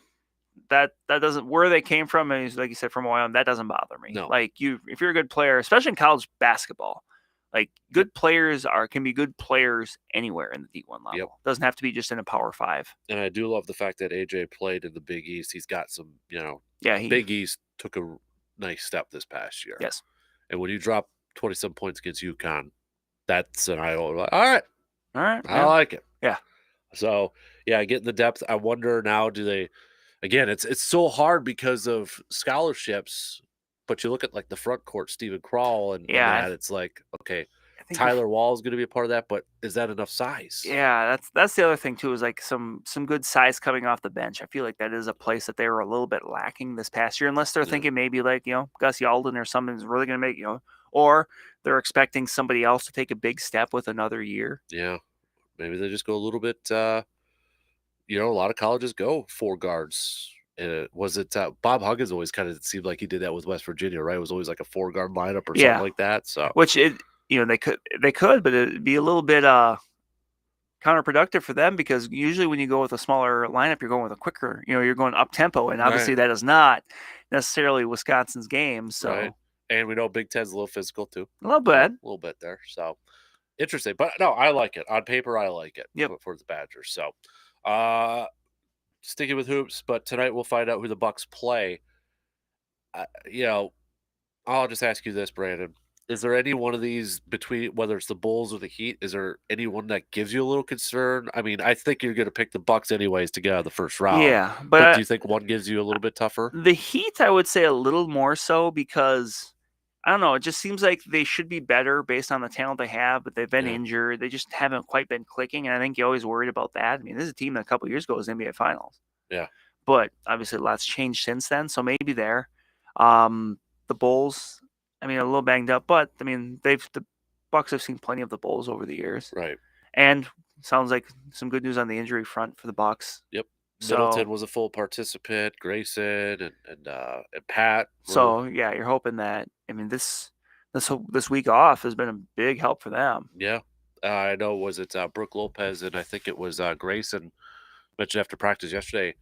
That was their most intense or ramped up practice since the All-Star break, which I mean makes sense. You've had a lot of time off and want to get ready to go. And for Sunday coming up here, they don't know who they're playing yet. But like you said, these teams each, whether it's the Bulls or the Heat, they played 4 times this year each. Yeah, they know. So. They know. So it's not like it's not like the NCAA tournament where you're playing some school you never heard of. Right. Yep. Definitely. So, who do you have in the finals this year?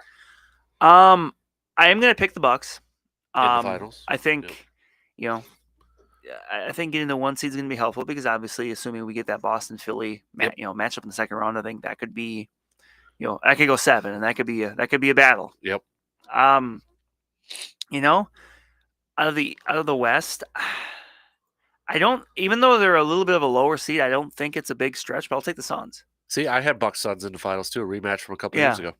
That's why, and I went Bucks in 7 for that one. And I know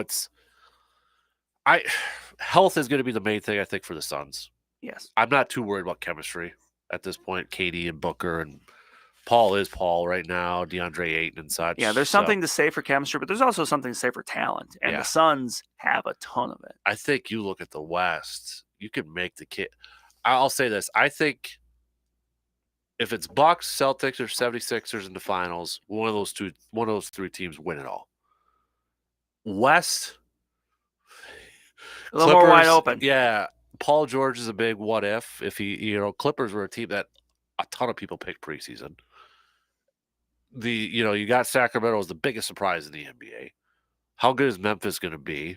They're kind of coming in there a little bit banged up and such, and the Nuggets, I think everybody's like, yeah, they got the Joker, but then who else? Yeah, do they have enough to? Yeah, and everybody's like, well, watch out for the Lakers now, and it's like, for the Lakers, they're not going to play the Timberwolves every week, right? And then you got Golden State, who won it last year and now Andrew Wiggins is coming back, so. And I just think, I went with Bucks and Suns, and I got the Bucks winning it again this year because I feel like the top 3 teams in the East are better than any team in the West.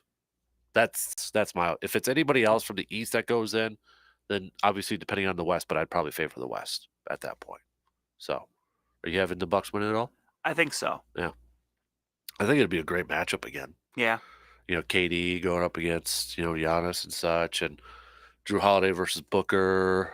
But it should be a good one. Hopefully, if that's the case, we don't have to hear about analysts complaining about having to go to Phoenix or Milwaukee like they did a few years ago. Holy moly. We all know. I think we all know who we're referring to. We are.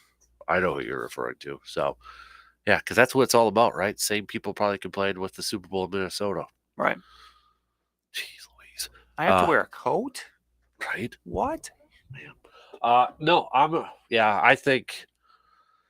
I'm not too worried about rust for this Bucks team. No. I know there was some like, well, because they didn't play Giannis the last 2 games and Holiday and Brooke didn't play, but I think what you said about the super heavy practice, I think that helps. Yeah. And I mean those guys too, they especially like Brooke and Drew were logging a lot of minutes this year. Yeah. So I think the health part of it, that'll be a big boost for them too. So we only got about a minute or 2 left. I brought it up yesterday, but did you see the article about how Giannis almost thought about retiring a couple years ago? Yeah. That's a big what if. It is. If he would have called it a career, like how different would this franchise be looking right now? Very. Very different. I mean, holy moly. But thankfully, I mean, health is more important thing, mental health and that. But from a pure fan perspective, thank gosh he didn't do it. So, All right. Coming up next hour, we'll kick it off with Carpet City Flooring Center local sports spotlight. Plus, we've got the cream of the crop coming up next hour too. NFL draft talk, as we are officially under 2 weeks away from the first round, but we are 2 weeks away from my favorite day, day 2. Is that your favorite? I think that's your favorite day, isn't it? I mean, Rounds 2 and that 3? is moving day. I mean, Yeah. that's the day where Yep. You really. So whenever I think of day 2, I always think about the basically all the day throughout the day Friday when it's like, oh, who's still out there? Who's of it? Like, and there's always like, well, there might be a trade, that kind of stuff, because you're more likely to see people trading up to the first couple picks of the second round, seemingly, than the first round. Right. Yep. So we'll get to that coming up here in just a little bit. So, but yeah, because the shot clock's gonna cut us off here. But if you want to give us your top tight ends, that's kind of what we're focusing on here today is tight ends. Hit us up with a text, 715-830-1912. Again, 715-830-1912. I got a lot of you already kind of coming in here. It's all across the board here too, which I kind of expected. So we'll get back to some of your answers after that too. And if you want to play along with us for the cream of the crop, you can do so. Hit us up with who you think is your cream of the crop. All right, 2 in. We got one more to go. Stick around. We'll be back after these quick news updates.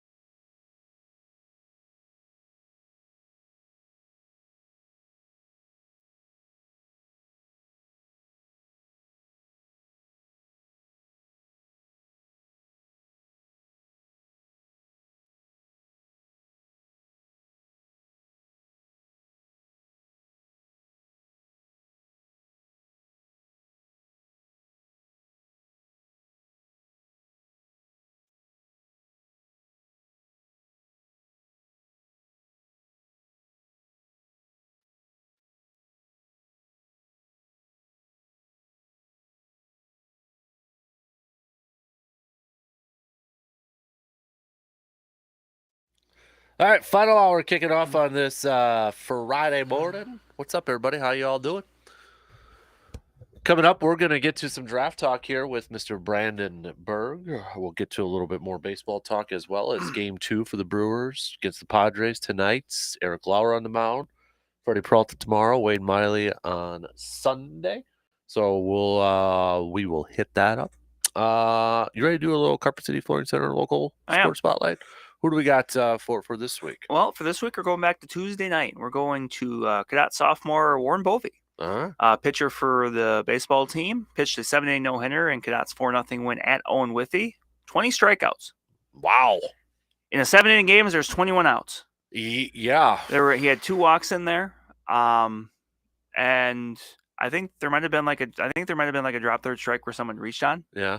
Because I think there was just the only 2 outs that were in the field. I think it was 2 fly ball outs that Cadet took care of. So he's a first team all conference competitor last year. Heck of an athlete, but I think baseball is his best sport. A lefty. I mean, he had a good year last year, his first year in, and he's going to be one of the top players in that conference this year. Nice. That's a really good one. So shout out to him. Holy moly, 20 strikeouts in 7 20 out of 21 outs. Wow. All right. So are you starting to get, I know we talked about this last week. Now that the Masters is over with, we're in a couple weeks here in the baseball season. NBA playoffs starting up. We got Stanley Cup playoffs starting up here too. But draft starting to kick in a little bit for you a little bit? I think so. I think so. And for me, I guess, I mean, it's less than 2 weeks away, but I think, obviously for different teams, there's different discourse. And, this year it's seemingly for the Vikings is this the year they pick a quarterback? Is it Will Levis? Is it Hendon Hooker, who is suddenly, for one reason or another, gained some steam here in this past week? So I think now it's kind of starting to, starting to articulate a little bit. Ooh, articulates. I don't know if that's quite the right word, but it's the word I'm using. Yeah, articulates. Matriculate down the field. Yeah. We're matriculating down the schedule towards. All right. So let me ask you. You don't need a tight end. You got one already. And then I got another one in free agency. So I would be very surprised if the Vikings spent a high draft pick on a third tight end. But if you needed one, do you have one that's kind of your favorite? Because it feels like this year, I would say, I mean, we've had years where there's been a couple like top tight ends, right? The TJ Hawkinson years, TJ and Noah Fant, a couple of high first round tight end talents there. But I would say this year, it seems like there's a little bit more depth. I know everybody say it's a great tight end year, great tight end year. But maybe more so this year than other years that I can remember 5, 6, 7 deep-ish, maybe 5, 6 in the first couple days there. Is there one that you think that you would rank maybe number 1 above on this list? I think that you talked about a little bit last hour that the floor for Michael Mayer helps. I mean, you above all, look, ideally you're looking for that elite receiving weapon that's going to be a matchup nightmare for teams, but that doesn't always happen. And when you look at some of the guys in the NFL that are they weren't first round picks. Right. George Kittle and Travis Kelce, neither were. Nope. So Michael Mayer, and both those guys can block too. I mean, I think Michael Mayer is probably the safest of the bunch. Right. So when it comes to like a tight end, do you almost want the safest pick? You know what I mean? Like, because throughout years, and as Brandon, all these scouts and analysts talk, one of the most difficult positions to forecast and predict in a draft has been tight end. Mm-hmm. So when you hear the word safe, and that doesn't always work out. Jamal Adams was termed safe, when he was drafted by the Jets. Yeah.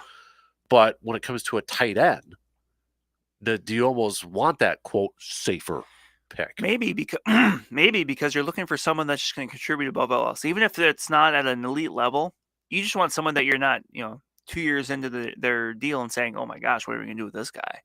And Mayer, I think especially with the Packers, because whoever they draft, a tight end, wherever, they're going to need him to play. Right. Because there's not much else there right now. Right. So, if you can get a guy, I mean, I'll use Mayer as the example where, okay, maybe he's not quite fully developed yet as a receiver, but he can still block. Like you can have him out there in 2 tight end sets, and right. And obviously we know that that's something the Packers are going to want to do. Right. With some single back stuff. So I would lean towards him as number 1. I think, if you kind of want to swing a little bit on somebody that's could be big boomer bust, maybe Darnell Washington just because of the size and the athletic ability. Right. I mean, 6'7", 264. He can move. He can run. The thing with him is even before I think it really exploded at the combine, showing off some of his catching ability. But, I was kind of intrigued with him before that. And I'm just sitting here thinking, and still, even now, 2 weeks out, I'm sitting here thinking, how do you cover a 6'7" tight end? Especially one that can run. Right. Like, how do you can't put a linebacker on him. He'll outrun you. You can't put a safety on him because, well, he's out physical you. Yeah, he'll out-position him. I mean, especially when you get to the red zone, how do you do that? I mean, yeah, you could put a linebacker and a safety on you, but then it's like, all right, that opens up for other people. Exactly. At that point. And that's more of the upside play. Right. And that's where it's like, how do you. Yeah, but it's also possible that someone like that just may not get down the idiosyncrasies of playing tight end. Right, because we've had tall guys in the NFL that don't necessarily work out. Yeah, and it takes some time to develop as a tight end. I mean, a lot of people talk about kind of the second contract, where sometimes a lot of tight ends it doesn't fully click for them until their second contract, be it with the team that drafted him or going elsewhere. Right. You're right, because, I mean, TJ Hawkinson wasn't TJ Hawkinson the first year. No, it took him some time. George Kittle wasn't George Kittle the first year. Travis Kelce wasn't Travis Kelce the first year. A lot of these tight ends were dudes right away. Yeah.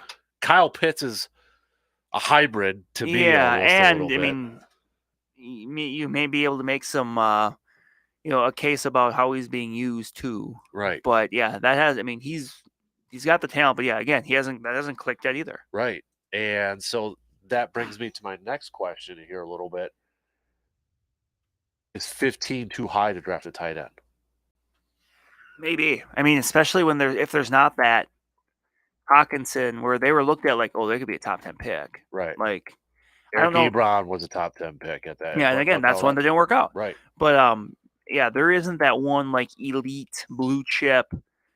Normally you wouldn't pick a guy here, this spot here, but this guy is the exception to the rule kind of a thing. Right. So maybe, I mean, it might be a little high, but at the same time, like maybe that's the start of the run. When someone's got to start it. Right. So in the middle of the first round, maybe that's not as bad. If the Packers do trade down, then maybe. But again, you never know. I mean, all it takes is one team. It does. I'm just trying to bring up some numbers here from some other. So, I was just curious, Rob Gronkowski's rookie year, 546 yards. He did have 10 touchdowns in 2010. I mean, I would take that. I mean, the 10 touchdowns. Yeah, and obviously we know what Gronk became, but right. even as a rookie, and that's going to be on the higher end because he was a mid-round pick too. Right. Was he like a third rounder or something? Yeah, he was 78th overall. Yeah, so or no, weighted career. That's weighted career. Never mind. But yeah, he was a third round pick, day 2. So, and that was also the Aaron Hernandez, double tight end year 2. So, but no, I mean, yeah, that's to me is I guess. I'm starting to kind of look at this stuff, Brandon, because I always do my mock draft and that. And I'm like, I know Green Bay is getting a tight end, but is 15 just too darn high to get that tight end? Or do you wait to the second round where we'll see how things develop, but you might have a couple picks. Then suddenly, if you have, say, one of the Jets' second round picks, maybe then there's one of these top guys that are still there, and you go there. Like you mentioned the Georgia guy, who I love. I think it's too high at 15. Yes. But I don't think he'll be there when Green Bay drafts in the second round. That's to me, it's like this kind of stuff is why we love the draft. Yeah, and I was reading something the other day. It was unpopular opinions with the draft, and one of them was no tight end should be taken in the first round. And I'm like, as a Packers fan, I would love that because that means everybody's available for the second round. Then that's not going to happen. I feel like though, if we get outside the top 15 or even outside the top 20 and no tight end is drafted, I feel like you're going to see a run on tight ends at the back end of the first or the early part of the second. I agree. Because I just feel like you're going to see those teams ooh, everybody's still there. Hey now. Yeah, and then you see that run. Yeah, if you're picking again in the top 5 or 10 of the second round, you look to move up then. Right. Get your guy. Yep. Dalton Kincaid has been a popular name that's being floated out there. put yourself in the shoes, let's say, again, your team needed a tight end. And Dalton Kincaid, I mean, I think we'd all agree is talented as all get out, right? He's a very talented player. But how much does the fact that he has had a back issue worry you? It does, because back injuries for football players is worrisome. Vikings are kind of went through something a little bit now more recently with the center with Garrett Bradbury, where he had some back issues, and they re-signed him, and there's kind of some concern because back injuries can kind of linger, and especially when you're someone that's playing in the trenches and you're getting you're jostling people around and they're jostling you around, like that can be tough. Right. Yeah. So it's a concern. It's a concern. I know the doctor sent out a letter and all that. I think too, the fact that a doctor had to send out an email is maybe kind of like they know something maybe from NFL teams that did have concerns, obviously. Otherwise you're not sending out something if you're pretty darn confident about it. The thing that I'm curious about too is these top 30 visits. So great job by Zach Cruz. I think you follow. Yeah. Or, he's keeping track of this, and I have it up here right now. And he's got 20 of the 30 so far. And if anybody's like, well, what are the top 30s? But they don't mean anything. Well, more recently, they've actually kind of meant more to Green Bay than what they use. Because remember, like Ted Thompson would use those mostly for like the lay around guys or maybe like undrafted guys. But here's the number. Since in 2018, the Packers drafted or eventually acquired 7 of the 30 players who visited. A year later, Packers drafted or eventually acquired 6. Pre-draft visits were virtual and uncapped in 2020 and 2021. In 2022, the Packers drafted 6 of their top 30 visitors, including Devontae White and Christian Watson. So there's something there. When you look at the tight ends that they have brought in so far that have been reported out there, Darnell Washington, Georgia, Michael Mayer, and then you've got maybe some later on tight ends, Ben Sims from Baylor. Dalton Kincaid is on here too. So I mean they're looking, right? They're looking. I feel like they're going to at least get a couple. Yeah, where there's smoke, there's fire. Like you could double up and go first or second round, and then again later on as more of a developmental person. Right. Yep. So I mean they've the 3 that we've these are my top 3 if I had to do a rankings on here. I think so. Green Bay's brought in at this point, so we'll see how it plays out. But I feel like too. I go back to Mayer, the Michael Mayer one. I know the player comp a lot of people are out there throwing with him is Jason Witten. He's not the fastest tight end of the groups. Even Darnell's faster than him and he's bigger. Kincaid's an athletic freak. Luke Musgrave's even an athletic freak. But I go back to the word like you mentioned, safe. Jason Witten was a pretty darn good tight end. He's probably going to be a Pro Football Hall of Famer. He made a lot of money and caught a lot of balls on like an 8-yard out route. Right. I mean, he was a really nice safety net for Tony Romo and Dak Prescott in the early part of his career. That's what I want Jordan Love to have as a safety net. So, I mean, if that's Michael Mayer, I'm okay if we get a tight end that, like you said, he may not be the flashiest Jermichael Finley, whatever, type of. I would argue Travis Kelce isn't the most flashiest tight end in the world. The biggest athlete. He's just freaking good, and he gets open all the time. Well, I mean, the Vikings, I think of Kyle Rudolph.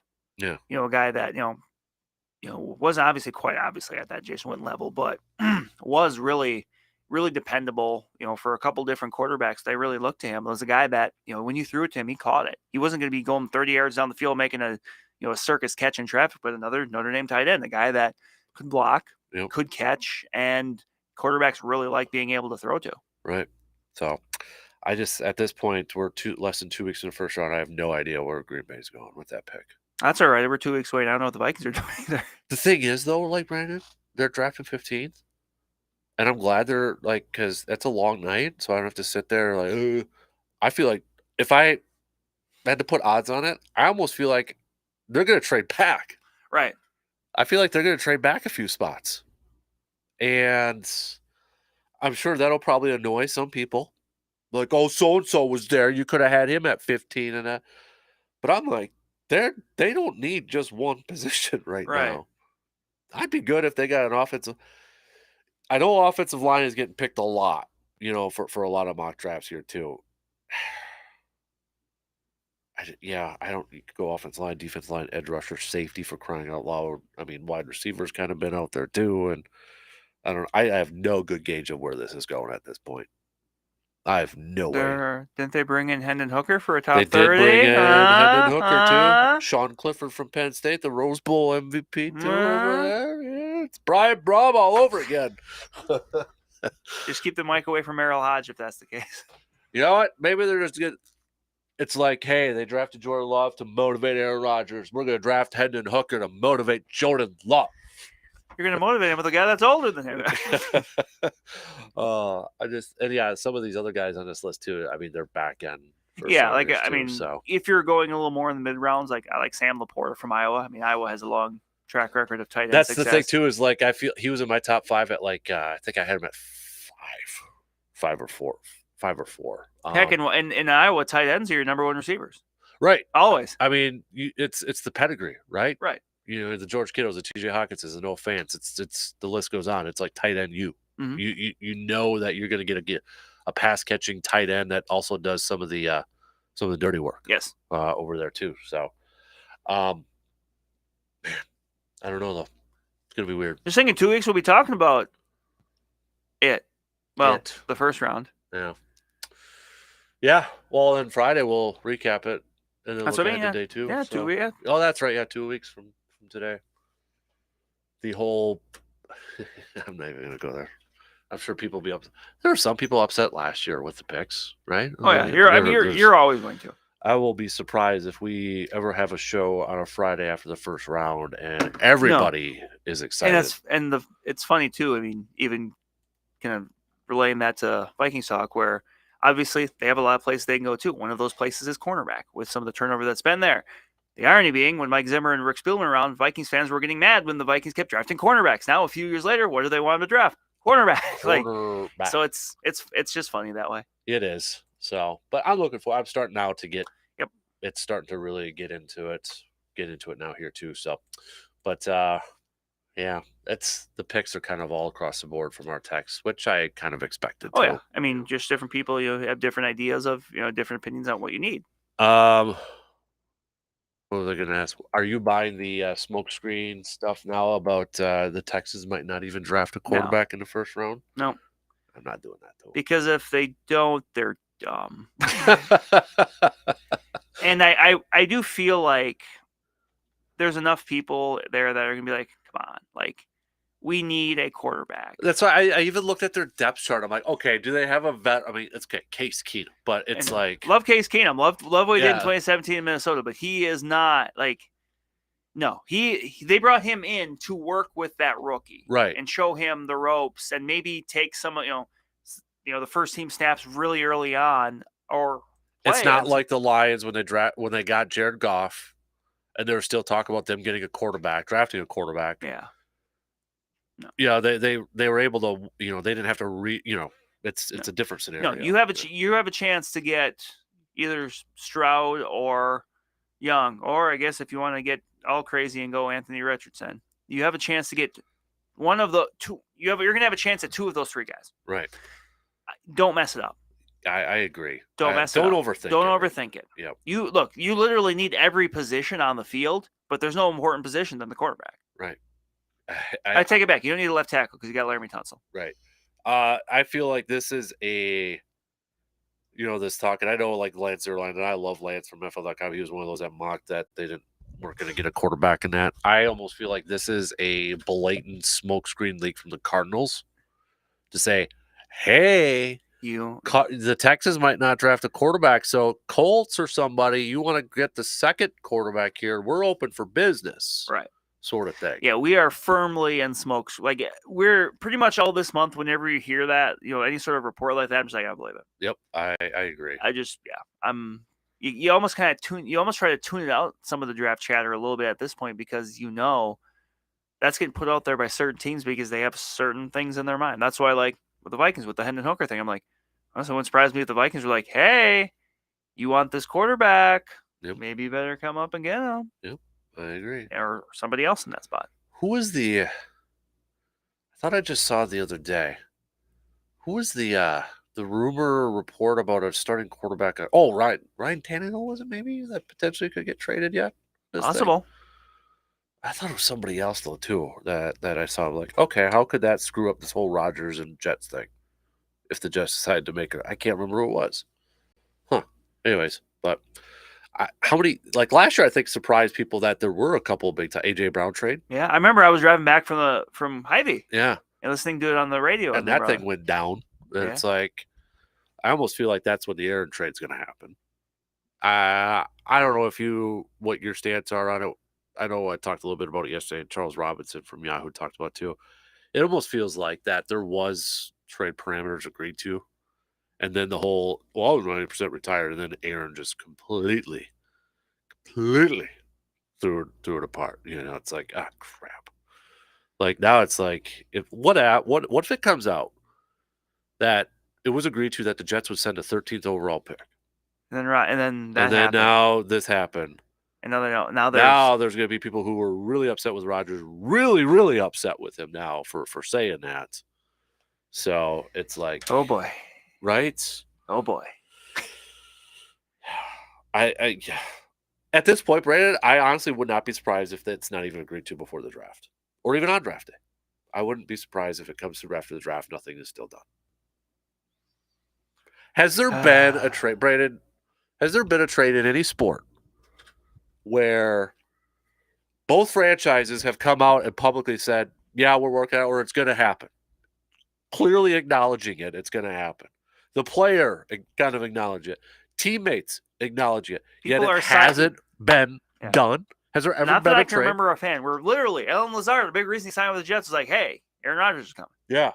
I mean, the GM, Joe Douglas, the other day at a fan event or something, was like, yeah, he's going to be here. Goody and Mark Murphy. Yeah, we're working. Yeah, it's not. Has there ever been a trade that has gone like this before? I can't remember offhand. I don't either. I mean, we've heard of like rumors and that, but the big thing is the teams are publicly acknowledging it's going to happen, right? But it's not agreed to. Right. Like, I don't know of another issue scenario where this ever happened before. I can't think of one either. I'm like, what the heck is going on? And it's got people divided. It's got the fan bases decided. It's like, well, good for Green Bay for sticking with what they want or what that price should be. Or it's like Green Bay should just stop being greedy and send them off and, get whatever. It's like blah, blah, blah. I don't care at this point. I mean, once that trade happens, I'm sure I'll have an opinion of like, well, they should have got more, or that you only got a 3rd round pick for the guy or something like that. But I think we're all just tired of just like, let's move on now. Let's get it done with. But I get it. It's a business, and you're going to want what you want or what you think is a fair deal at this point. I know you and I talked about it. Yeah. It's like, hey, you got 2 houses or you just bought a house. Does that mean you're going to sell the other house just cheap just to get rid of it? Probably not. You're going to want fair market value for it, right? You're not going to sell it for $100,000 or something below market just to get rid of it unless you're desperate. But if you're desperate, you shouldn't have bought the other house to begin with. I don't know, but we'll see. Do you think it'll get done by the draft? I'm going to say no. I'm going to still say yes, but I'm not super confident in that. I'm going to say no. I don't think it is. I'm going to say the day of the draft at like 3:00. So it's 2 years after the first report of who leaks it first. Florio. Because, well, if it might be Schefter, but it won't be coming from Rodgers if it is. No. Yeah. So, yeah, I'm going to say Thursday afternoon of draft day. Okay. Is it going to be... Yeah, never mind. You haven't seen it, so I can't use a draft day movie reference. I'm waiting. Yeah. How do you... I might just have to loan you the copy. I got it on DVD. I've seen it on TV. Okay. Yeah.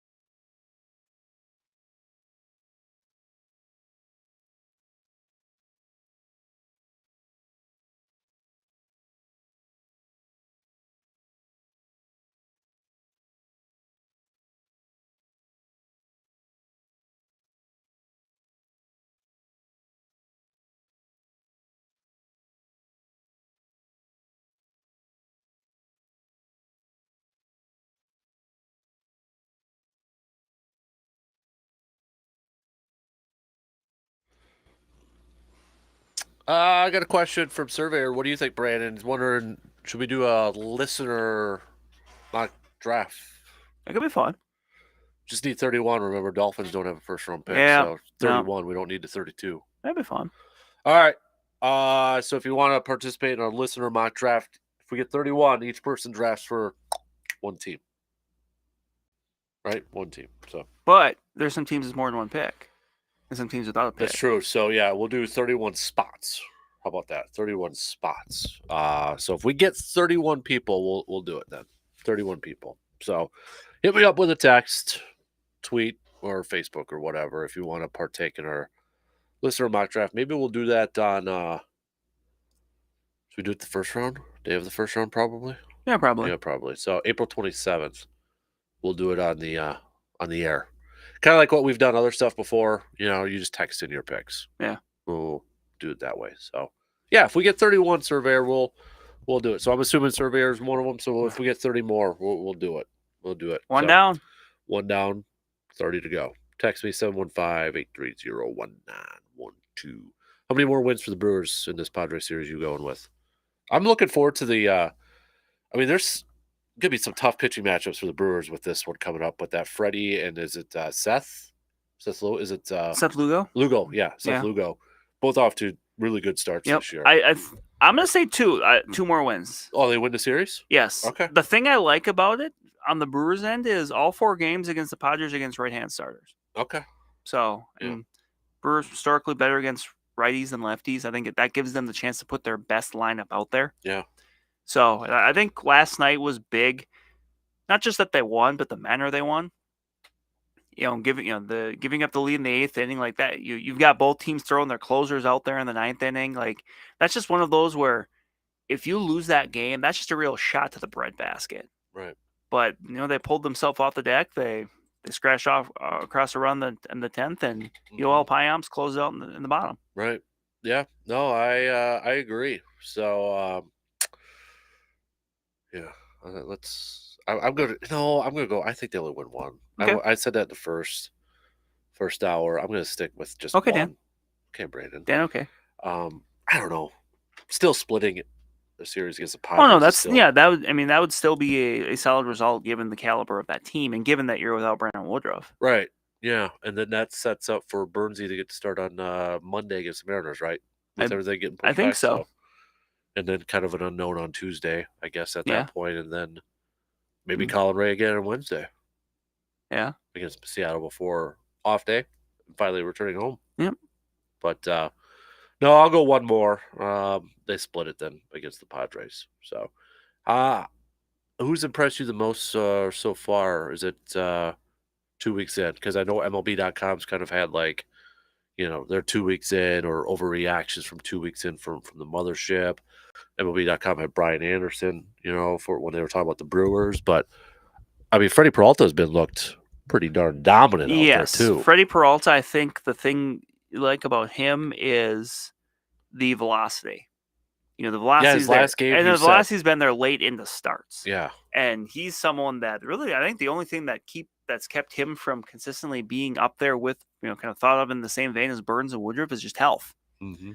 You go back to 2021, it was still kind of a weird year, and he started the year in the bullpen that year. Then last year had some injury issues, but was still effective when he wasn't. So I think if he stays healthy, he has a chance to be as good as any of those other two. Just with especially if his stuff keeps kind of climbing up, and he's really developed at the big league level. Remember when he first got to the big leagues, he was a 2-pitch pitcher, right? And it was fat. They called him Fastball Freddy for a reason because he threw mostly fastballs. It was like fastballs and maybe curveballs. I forget what, but since then he's added the slider, he's added the changeup to where now he's a legitimate 4-pitch pitcher. Right.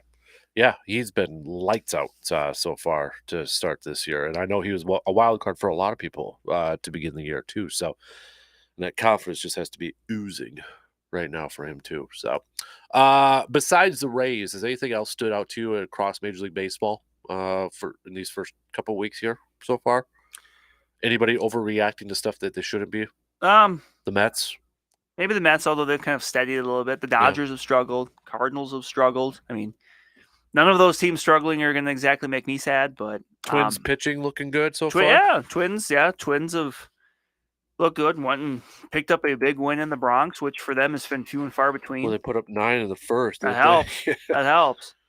But no, I think some of those things we mentioned there, those, with those team wise. Yeah. Shout out to Dalton Varsho, off to a great start with the Blue Jays. He was a guy that I know in a lot of preseason picks and articles was a hitter offensively. A lot of people were saying to kind of watch that sort of thing there too. So, but I mean, when you look at the standings, I mean, again, I know it's just 2 weeks into this thing, so I don't want to overreact too much. But Rays are obviously a big talking point. Minnesota 9-4, leading their division. Cleveland's behind them at 7-6. Angels 7-5. Texas 7-5. Houston's got a losing record right now. Mariners are 5-8. Maybe a little bit of a slow start for the Mariners over there too. Then the National League got Atlanta 9-4. No big surprise leading their division. Mets kind of bounced back here a little bit, 7-6 after getting swept by the Brewers. Milwaukee, we know about them leading. Pittsburgh's just a game behind them, though. Look out for the Pirates, baby. Andrew McCutcheon's revenge. Right. I'm okay with the Pirates winning right now because they're going up against Cardinals. So keep setting them down there a little bit there. So Arizona leading theirs. I was reading, I think it was the ESPN overreaction one, maybe, where they said, Brewers will make the playoffs. The Dodgers won't. I think it was. They were the same thing. Yeah, and was it the same one too where they said even the Diamondbacks could win the NL West? Yeah, I think so. And look, the Diamondbacks were a team I thought were kind of sneaky this year because of their young talent that they have. And they've got some top-of-the-line pitching when it's going well, like Zach Gallen, especially when you're getting a rather large strike zone. But still, Zach Gallen's a very good pitcher. So that was a sneaky team, especially offensively. Yeah. I think the Brewers saw that. Yep. Forgot Bumgarner still pitches for them too. Yeah, he's struggled a little bit. Yeah, he's going tonight for the Diamondbacks. It looks like here too, but I feel like he's older than 33. Yeah, well, he's just been in the spotlight for so long with those Giants. With the Giants teams. I mean, offensively too. When he was at the plate, he was known to a couple dingers. Mash. Yeah, exactly. Mashed potatoes. But other than that, I don't think there's outside Rays and Brewers a little bit, and then the Pirate or the Twins pitching. I don't think there's too much really big surprising. It's kind of hard for 2 weeks into the season. It is. So. I mean, it's essentially a little over a game in NFL speak. Well, when they messed it up when they went, because before with 162 games versus 16, you could say every 10 baseball games is the equivalent of one NFL game, essentially. Right. But when they went to 17 games, they kind of messed up my math. Right. It's 9 and a quarter or something. Yep. You ready to do cream of the crop? I am. All right. Let's do it up. If it's Randy wants to talk at all, come on, Macho Man. There you go.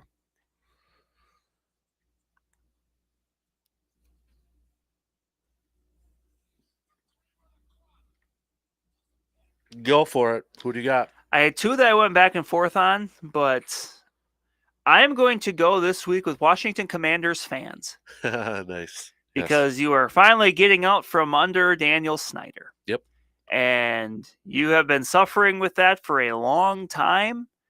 And I don't know, how this new owner is going to be. Nobody does. But he is the owner of the 76ers, co-owner of 76ers and the Devil Rays. Okay, so Magic Johnson's a part of this group. So, and I hate to say this, but could it be worse? I really think it's tough to be worse than Daniel Snyder as an owner. So, Washington Commanders fans, you're the cream of the crop this week. That's a good one. What was your second one, just out of curiosity? I was going to go with the Oklahoma City Thunder. Okay. Playing tonight in the playing game against the T-Wolves with a chance to make the playoffs. I mean, a team that picked second in the lottery last year. Remember, they drafted Chet Holmgren. That's right. Said he hasn't played it all this year. So no, but they've kind of come out the other side of this rebuild a little bit. They've got a legitimate star in Shea Gilgeous-Alexander. Yep. That's a team that's kind of had a few years of irrelevancy, and they're kind of coming out the other side. I'm not gonna think too far outside the box. I'll go with the Rays, 13-0 to start the season. Cream of the crop. I mean, that's kind of the definition of cream of the crop. So I'll go Rays. The only one I was thinking about was a little bit with the Masters ratings, and just maybe the sport overall, talent wise, with it so widespread. But I kind of hit that up a lot this week, so I'll go Rays for my cream of the crop. 13-0 right now. Speaking of Moneyball, I kept thinking of the A's win streak. You know, 20. was it 20? 20. Is that still is that a record? That's not the record anymore, is it? Is it still the record? I think so, because I think a few years ago the Cardinals got 18. If I remember correctly. Consecutive wins, not to start. But well, I mean, the longest winning streak to start a season, Tampa Bay tied that to 13. But what's the most consecutive wins in? This is where we need a producer. Let's start. 22. Oh, okay. 22. Cleveland did it. Remember in 2017. Oh yeah. And then you got 26 by the New York Giants in 1916. White Sox 1880 had 21. Yeah, you got a lot of these that are like 1880s on here. But yeah, Cleveland, I remember that now. The 2017 season, they had 22 wins in there too. So, but the record is technically the Giants in 1916, 26, it looks like. Ooh. So it's like a month. Right? Yeah, Oakland A's 2002 was at 20. Looking for more of the more recent ones here. Yeah, a lot of these are 1800s or really early 1900s on here. 2021, yeah, Cardinals were at 17. So still a little too early to talk about 20, I think, for Tampa, right? Yeah. And I know people are saying, well, look at who they played and all that. I don't give a rip. You got to beat the teams on your schedule. Right. I mean, I don't care. If the Brewers won 13 in a row, beating all a bunch of bad teams, I don't think anyone would be complaining. No. Exactly right. So. And if you were, I'd call you a poopy pants. Okay. All right. If you want to partake in our listener mock draft, we'll hold it on April 27th. We're looking for, well, Surveyor did text in and say he's in. So I guess I got to, assume he's not in. But if you want to participate, we're looking for 31 people. Let us know. Text us saying in 715-830-1912. We'll take a quick break and then wrapping things up. We'll cover some of the bases after these few words.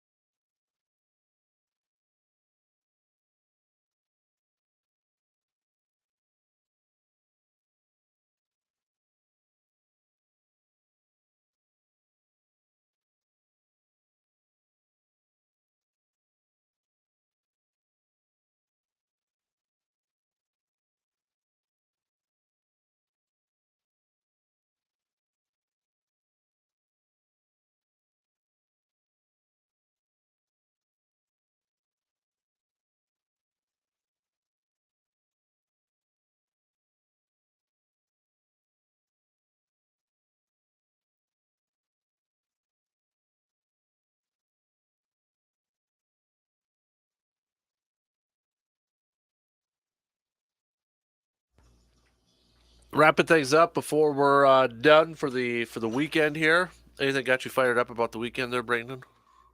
Anything looking forward to? It's the weekend. It is the weekend. I was going to say weather, but it sounds like it might turn a little bit. So A little bit. But fired up that I guess the courses are open. Have you gone? No. No, I guess something to be fired up about this weekend. The Triple Steel closed the regular season Friday night, which is tonight. Saturday night home games. Tonight, $2 beer night. If you want to get out, tomorrow night, fan and a Billet Family Appreciation Night. So that's right. Postseason starts next week. Best of 5. Best of 5. So yeah, they would play either the Wisconsin Wendigo or the Minnesota Wilderness. So it would they play this. Yeah, it'd be a 2-2-1 series. So 2 weeks. So actually, that's that weekend of the NFL draft weekend. The Steel would be at home for at least 1, maybe 2, depending on how things work out. Right. Yep. Exactly. So that's a good one there too. So I have not. I hit the course. I gotta go golfing. You went golfing more than me last year. I did. Neither of us more so than Justice, though. Well, look at his schedule. He must not do anything to be able to go golfing. Well, he can go in the morning. Well, good for him. Good for him. Yeah. You being poopy pants? I am being a poopy pants right now. So, but you got to go more this year too because you got new clubs. I do. So look at you being a pro right now, huh? Well. Upgrading the game. Well. Hey, the equipment makes a difference sometimes. Depends on how good you are to begin with. If you're that might be the question for me. If you're a poopy, then a good club can make a difference. But if you're just already good it don't matter what kind of club you're using. You could be out there swinging a dust mop. Right, exactly. So, okay. What else have we got on the docket? Well, we covered baseball. Brewers going at it. Again, reminder, in case you're wondering, I've been told that with Sunday, because Brewers and Bucks are going to overlap a little bit, Brewers games are going to be on 105.1 FM, 790 AM. This Bucks game on Sunday will be on 95.9 and 1150 AM, our sister station over there. So that's only if they coincide time-wise, which this Sunday they do. So there you go. In case you're like, you still got them both out there. Yeah, in case you're wondering, what the heck? That's what I've been told. Passing along. So there you go. So, who do you got winning tonight? Do you think the Timberwolves can beat OKC? I don't know. I'm at this point.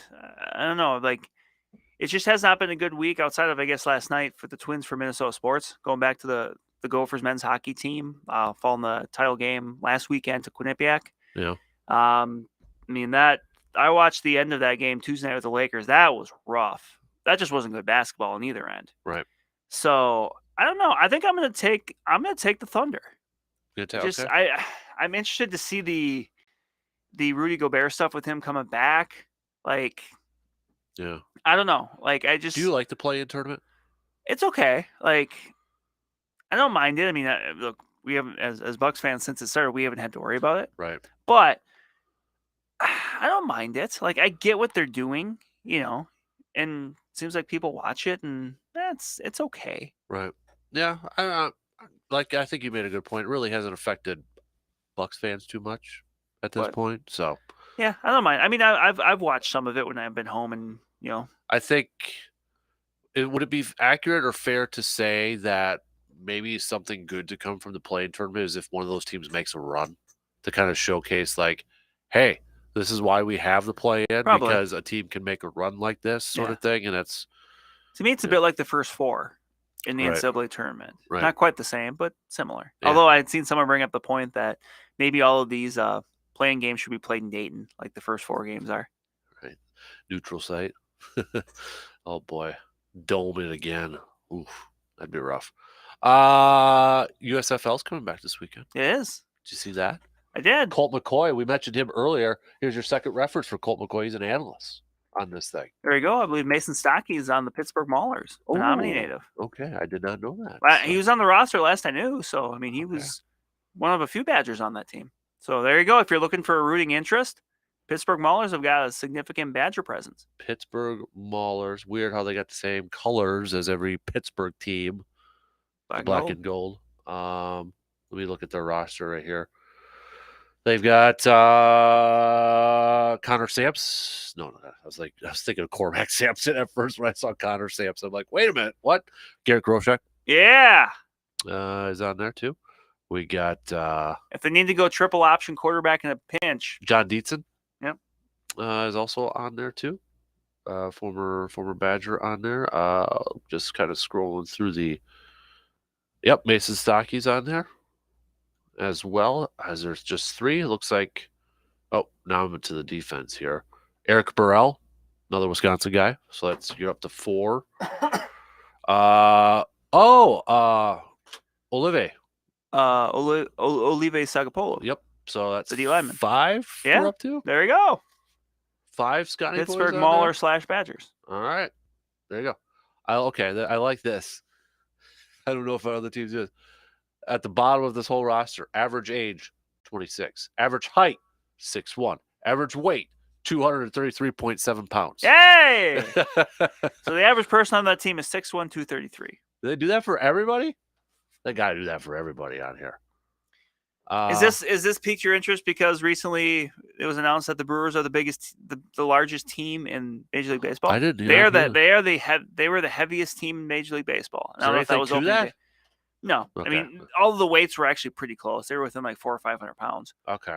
But yeah, the Brewers were the beefiest boys in the bigs. I mean, I'm looking at all of these right now, and there's nothing really too, I would expect, though, a team like the Maulers to be the biggest, but Maulers. They really aren't at this point. I think they're the tallest so far. I've only gone through 3 here. XFL is still going on, though, too, isn't it? It is, yeah. They're actually both going to be in action this weekend. So if you want to watch some football, I guess, you got a lot of options. Okay, that's the schedule. Never mind. So, okay. So yeah, that's out there too if you're into football, XFL and USFL. Which one is the NFL really working? It's USFL, right? I think so. Yeah, but because they're doing the USFL, the emergency quarterback thing, they're toying with that potential. I would like one of these leagues to be able to, if you're an NFL team, you can designate like 4 or 5 players to go play in it. Mm-hmm. Because really, the NFL is the only main pro sport that doesn't have any sort of like minor league. Yeah. We got a couple of Aaron. Just think Schneider had more investigations than playoff appearances since he took over. Plain T, good morning. My cream of the crop is my sump pump for not giving out on me these last 2 weeks. Yeah. Yeah, thank you, Mother. As you said, cream of the crop could have been Mother Nature. But also, I mean, Mother Nature is wreaking some havoc. We heard on the news about Eau Claire. Chippewa is having a little bit of flooding down by right at the start of downtown with the lakefront, the riverfront park, and right by the NSP Dam. It's a little moist down there. Yeah, and I would just say there are like some people who are like swimming. Don't do that. No, the water's pretty. Every time I've went by the Chippewa River, the water's been rather choppy. Yeah, even like in the flooded areas. No, don't do that. That's not. No, please, no, please don't. You can wait. You'll be able to wait. I was driving into work here. I only got a few seconds here. Old man here talking now. Okay, Claremont. It looked like 4 high schoolers at 4:00 in the morning walking somewhere. Just walking down the sidewalk. What are you doing at 4:00 in the morning? You should be in bed sleeping. Okay, you're not going to work. You were doing something. Probably not supposed to past curfew. Yes, I'm old man. Get off my front yard too. I was just driving. I'm like, I had to do a double time. I'm like, what the heck are like 4 high schoolers doing out at 4:00 in the morning? Go study. Go do something good.